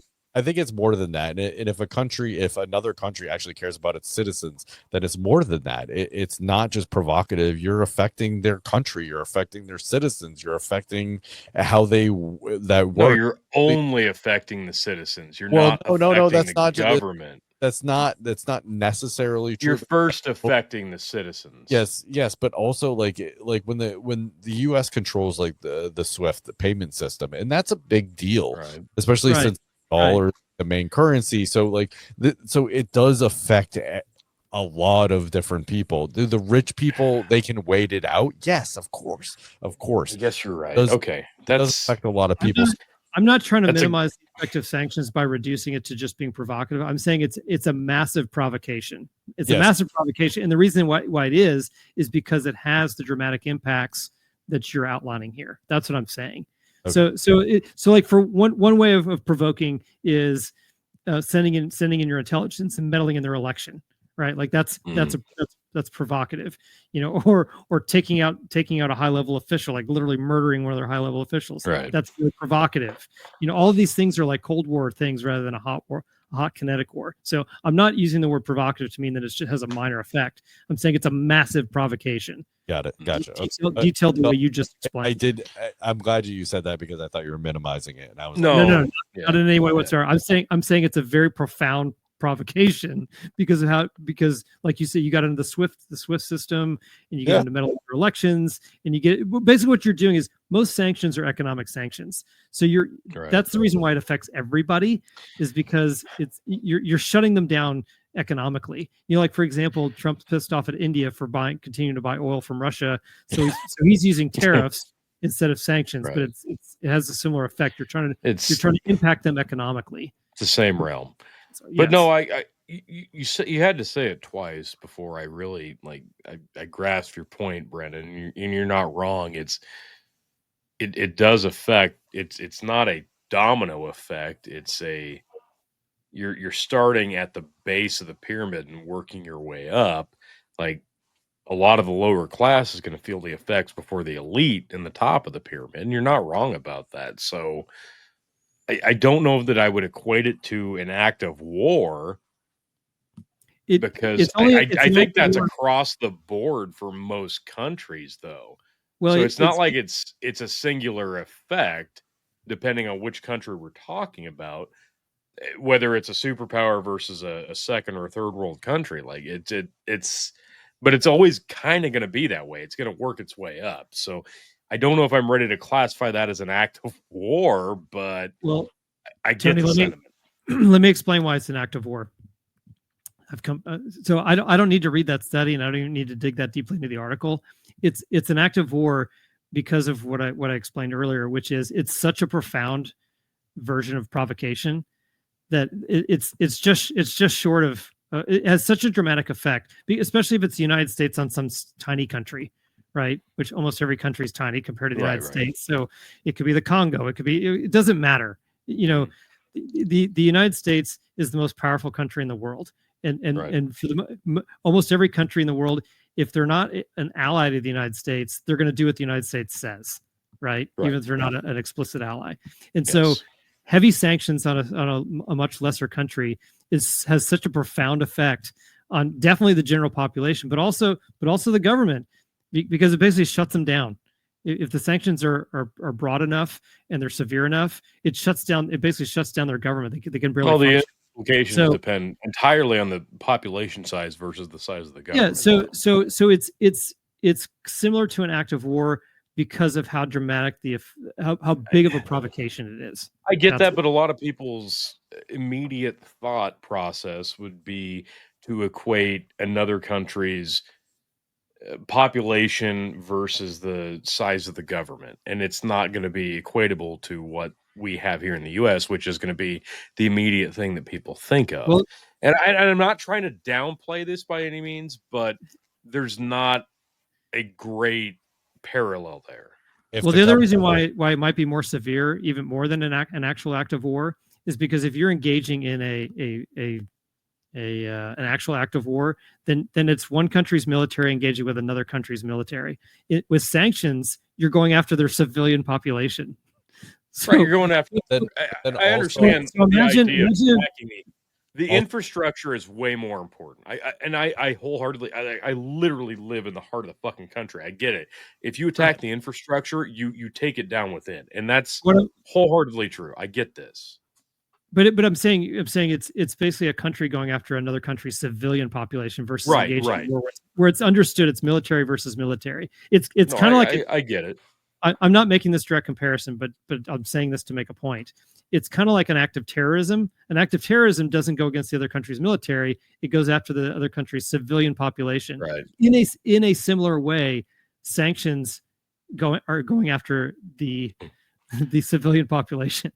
Geneva Convention be damned. That's the most apt example. It is definitely a terrorist. It's just absolutely. And but it's going after their economy. So right. Yeah. You know what I mean, it's not just like pecking here, pecking there. It's going after their whole economy. So, Right. when the United States or the EU goes after someone with sanctions, it's shutting them down. They're trying to Okay. make sure that they don't make I money. guess. And then what are they doing? And they're stealing money from the richest people in that country. This is what they did to Russia. They're like, oh, you don't want that yacht? Take that.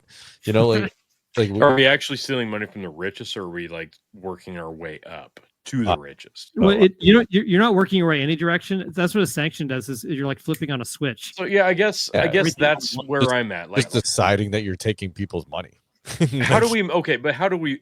So I guess you use the recent Trump stuff as a measuring tool, I guess, but it depends what a sanction is going to involve, because the word sanction and the definition of that in terms of the world around you and the presidency and the government that we're doing it and using it as, it's a fairly broad term. Like, what does a sanction actually mean? Well, So don't confuse a sanction with a tariff. Those are two different things. no. Yeah, you're right. But although they're kind of in the same realm, they're Nope. definitely not the same thing. Definitely very different. Yeah. All right. So it's not like, okay, you're going to get hit with this penalty, but no, a sanction is going to be a lot more severe across the board. Yeah, But a tariff. It depends on the level of what kind of a sanction we're talking about. Well, a tariff is a. I understand why people could confuse them, but a tariff is like a generally accepted way of dealing with other countries on international trade. Right. Right. It's basically just a tax. It's an accepted part of bartering amongst countries. It's just a worldwide accepted practice that that every country around the world does to each other. Yes. That's not what sanctions are. Sanctions are like massive economic punitive penalties. It's an immediate halt to something in a way to try to get an effect from the country you're trying to affect. Yeah.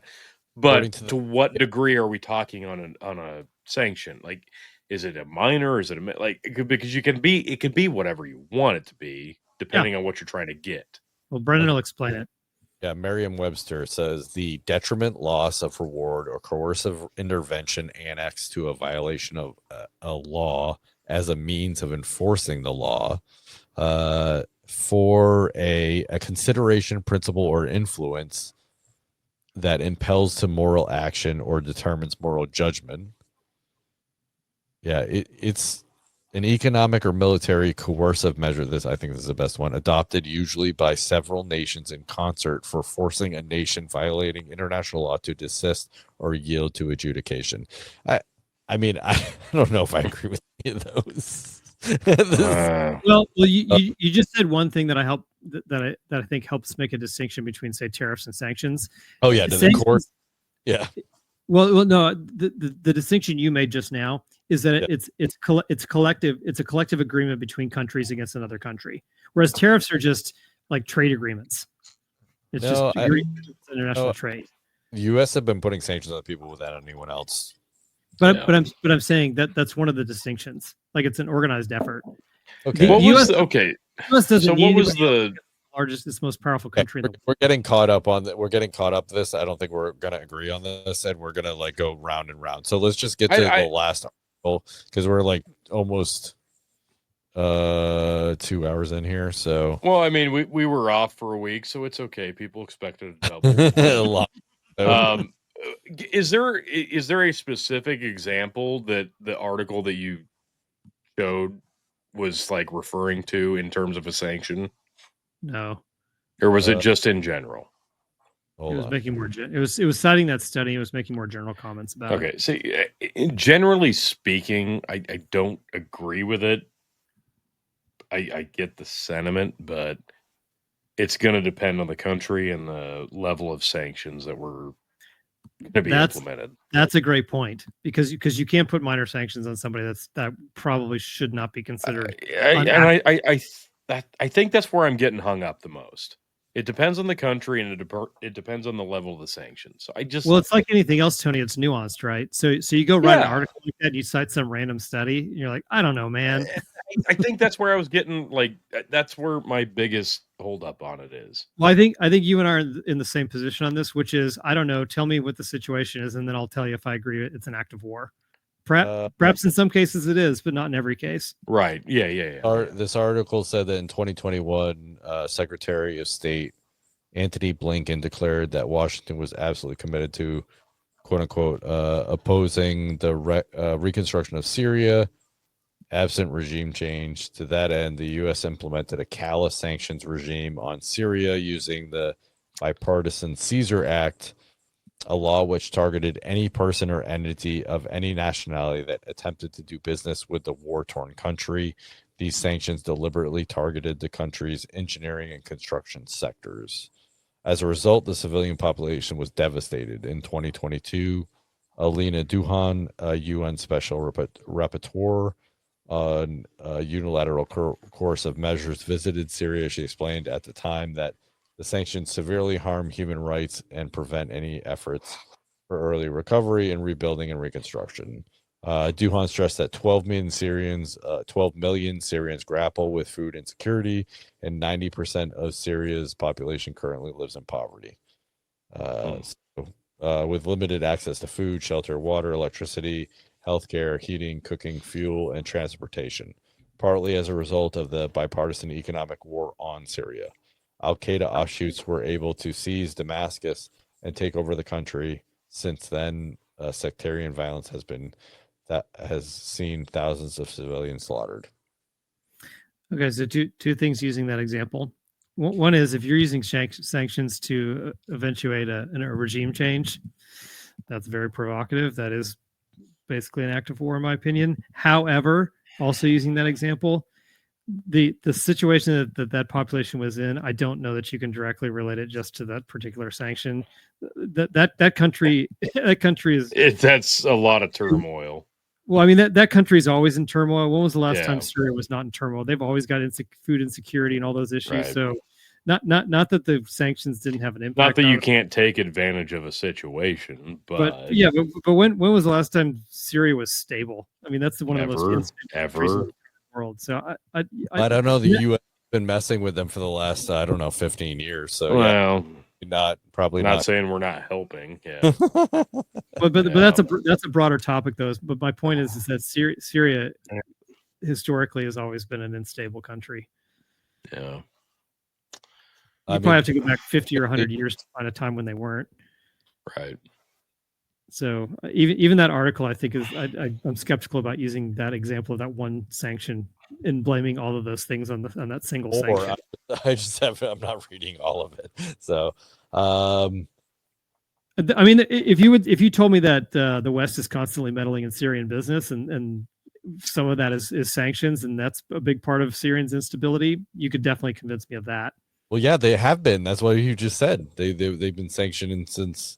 I mean, at least Obama, not even Obama's term, they were sanctioning them. Well, yeah. Obama, they tried to start a war with them, and they tried to change them. And at that point, you don't even need a sanction. That is a war. United States citizens were like, no, we do not want a war with Syria, and he backed off.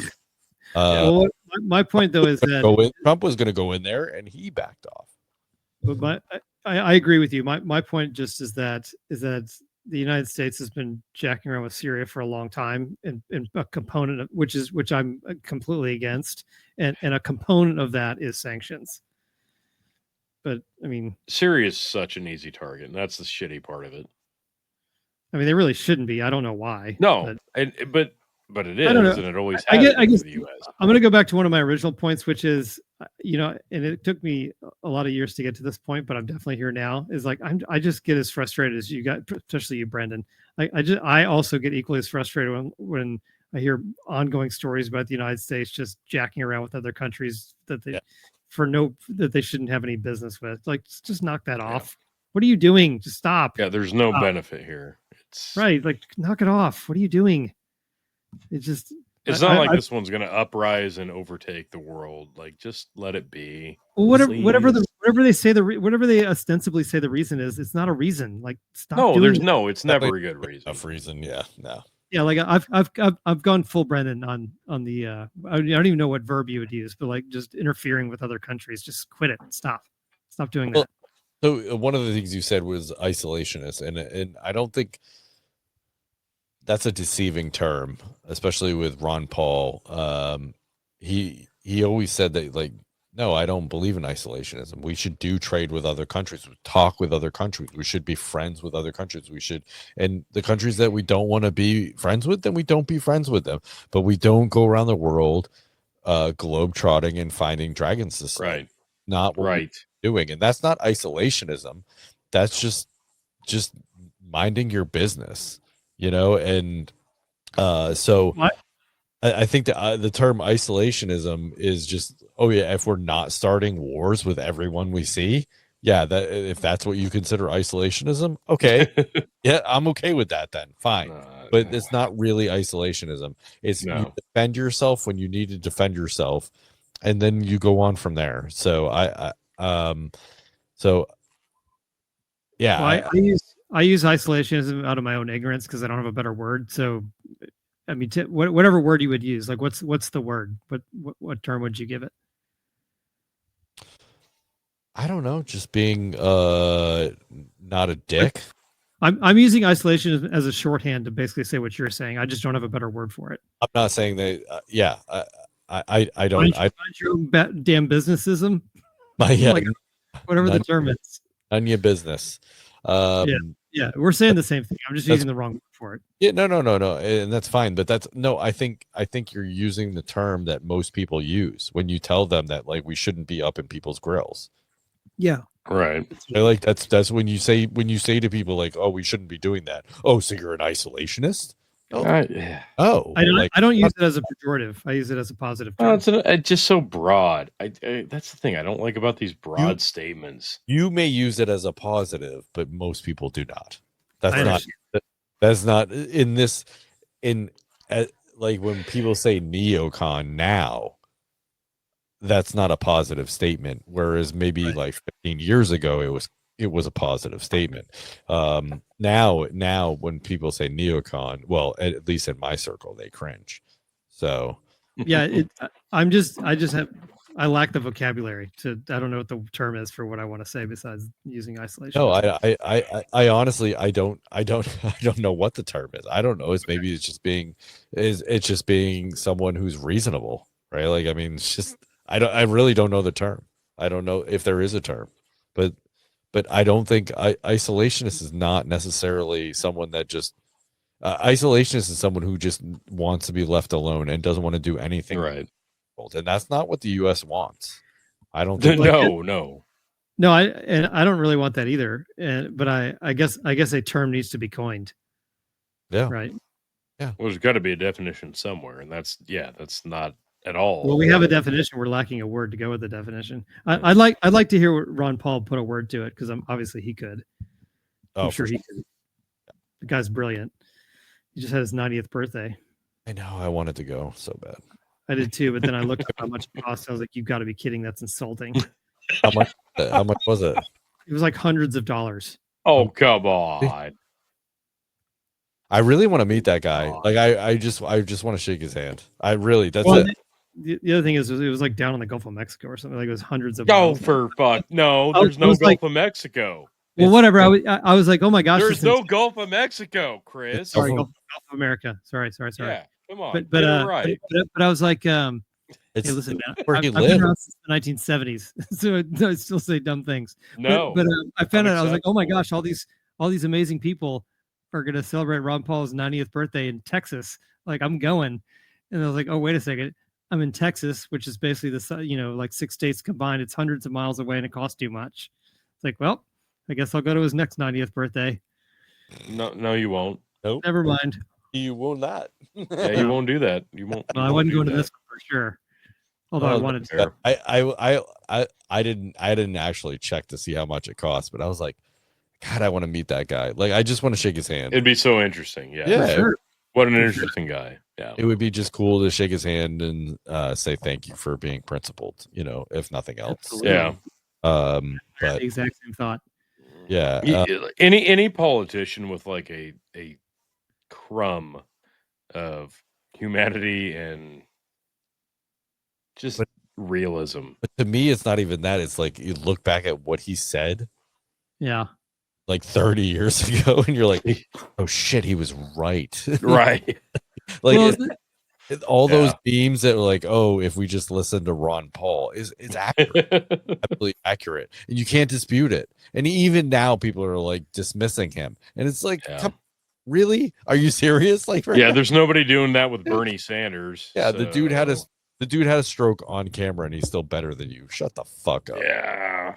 well, I think Yeah. Tony, when you said that, what I was thinking is he's so principled that you don't want to call him a politician. You want to call him something else. Yeah, yeah. Well, I Like, he doesn't deserve to hesitate be called a calling politician. any politician a statesman because that doesn't exist anymore.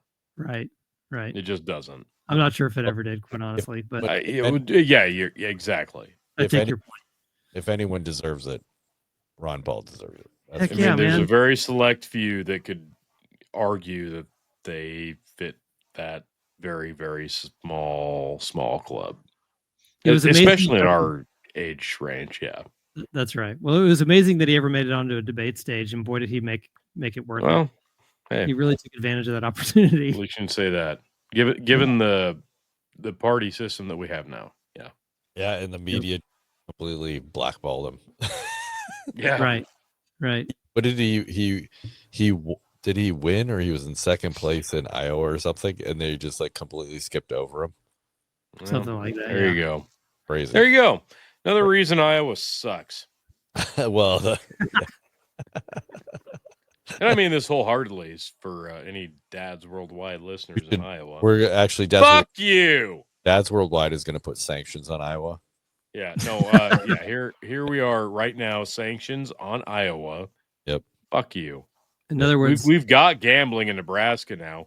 We don't need you. Fuck you, Tony- Council Tony and Bluffs. Brennan, Fuck you.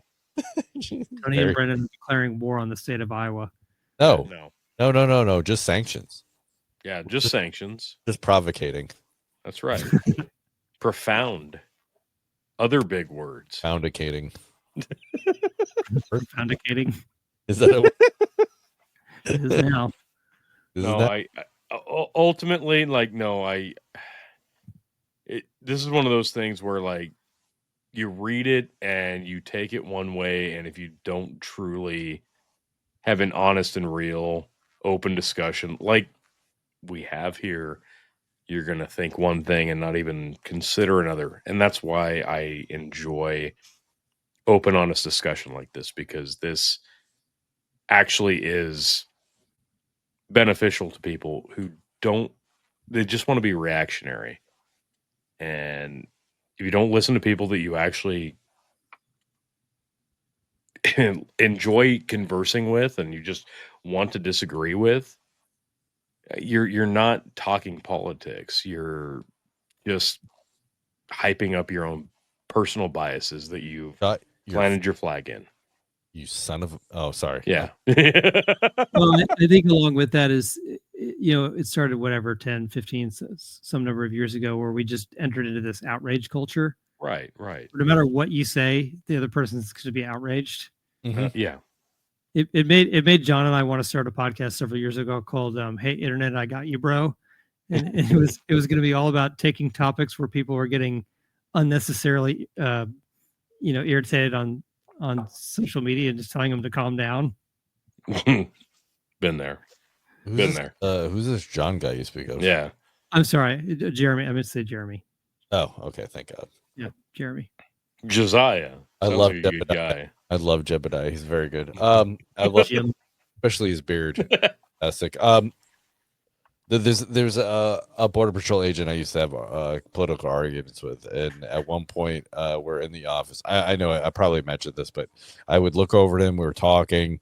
As soon as I started talking, he would roll his eyes at me, and finally at one point I was like, dude. I was like, if you're gonna roll your fucking eyes at me every time I start talking, we're just gonna stop having a conversation. I'm willing to have a political conversation with you. I am willing to have this conversation with you. But if as soon as I start talking, you roll your eyes, which means you're dismissing me. I know you're not listening to me. So I don't want to waste my breath. Are you gonna stop? And he was like, it was an involuntary reaction. I firmly I firmly believe this. He was just an involuntary reaction. Like as soon as I started talking, he didn't want to agree with me, so he would just his Right. eyes just started rolling in the back of his head. It was crazy. So And if you're groomed to that severity, like it's crazy. Well, I mean, like one of the things we talked about was Social Security, and I was just like, dude, there's no fund. Like we're fucked. yeah, He's the no, age as I am. I'm like, there's no fun. We're fucked, dude. Like, yes, like this is not happening. And he's like, yeah, but my dad said, and I'm like, I'm that he's a very nice man. Like, he's a very nice man. I'm like, but I mean, like, read the bill. Like, this was in deficit as soon as it started. like you can read it. So, yes. you know. Yeah, so this kind of thing. No, when we're able to talk about this and not necessarily agree on the subject, I think it's good. So I think we should all read the article. We should all read the the study if we care enough to do so. But yeah, I don't know. That's why getting these discussions out there is a great thing. I agree completely. Absolutely. Yep. You lost me at read. Well, for those of you who don't know, people, Chris doesn't like to do anything more than read titles or cursory research. That's right. Yeah. If it involves reading, It's I'm hard. out. Yeah, he's done. Which is why which is the only reason I'm able to beat him in arguments, because I read the first paragraph of most articles. Right. I stopped. He goes and resets it. He's like, no, He's you're already way more wrong. information than me. Ron Paul. You're wrong. Just don't Ron make me Paul read said so. anything. Ron Paul said so. You're wrong. Yeah, I'll agree with whatever you say. Just don't make me read anything. Let me ask Grok. Yeah. I'm happy to grok things. That's what his podcast is about. Chris, describe your podcast. We don't acknowledge that. We just say the AI platform of our choosing. Okay. So good. So good. All right. Well, this is 2 hours. I think we're good here. Chris, All right. where can people find you, You could find me right here on Dad's Worldwide, where I'm going to come back the next time, and these two clowns are actually going to let me talk about politics. The same episode you had a few weeks ago. You're going to finally invite me back. Politics? What? Okay, hold on. Wait a second. What did we just do for an hour? What did you want to talk about that we didn't talk What about? did we miss? It was a delightful conversation today, but I wanted the opportunity to respond to your episode that she said where Trump is the worst president ever. Okay. Who said that? The title of the episode. That was the title of the episode. Oh, okay. Now I get it. I made it provocative because I want to listen to it. So I listen to it anyways. And then Tony says that Trump's got he has onset dementia at one point in the episode. Did I say that? Yeah, mental decline. You said he's showing signs of mental decline. You guys said all kinds of clownish things. No, I said that like way before the debate. I thought. Go listen to your own words, buddy. I don't know. I because I kind of agreed with you because I was listening. Did I say that recently? On that episode just a few weeks ago. No. Did I say he had early onset dementia, or did I say, hey, he's talking? Was it in response to the Jeffrey Epstein stuff? I don't remember. Oh, I guarantee it was. It was before that. I think it was before that. No, it had to be in response to the Epstein stuff, because if it wasn't, no. What otherwise Epstein he's even talking about? Okay. When his response was, "Are we still talking about that creep? Are we still?" Which was one of the worst responses I've ever fucking heard. Doesn't mean he has mental decline. Okay. No, cite it, please. All right. Cite it, and I will. That's respond. what I'm saying. Have me back Okay. for this long form conversation. Our homework. Our homework is to listen to the last episode. Yeah, there we go. and then we'll come back and we'll do it. I think. Okay. Yeah, we'll do that. Okay. That's fair. So Chris. In the meantime, you can find me on the show that Brendan was nice enough to bring up at the top of the show. Ask It Anything. It's a fun show. It's very short. It's usually like 25 minutes. The one that I put out with my kids, I did one with all three of my kids. It was 17 minutes long. It was a lot of fun. We actually did 2 episodes with him. The other one will come out later. But yeah, it's a lark. It's a much lighter show than this. we don't cover any of this nonsense, but it's really fun. It's available on all your podcast platforms. Excellente. Tony. Thank you for having me. Of course. You know me. I'm around. I'm available. You just kind of pick your poison on what version of me you would like. So many good options.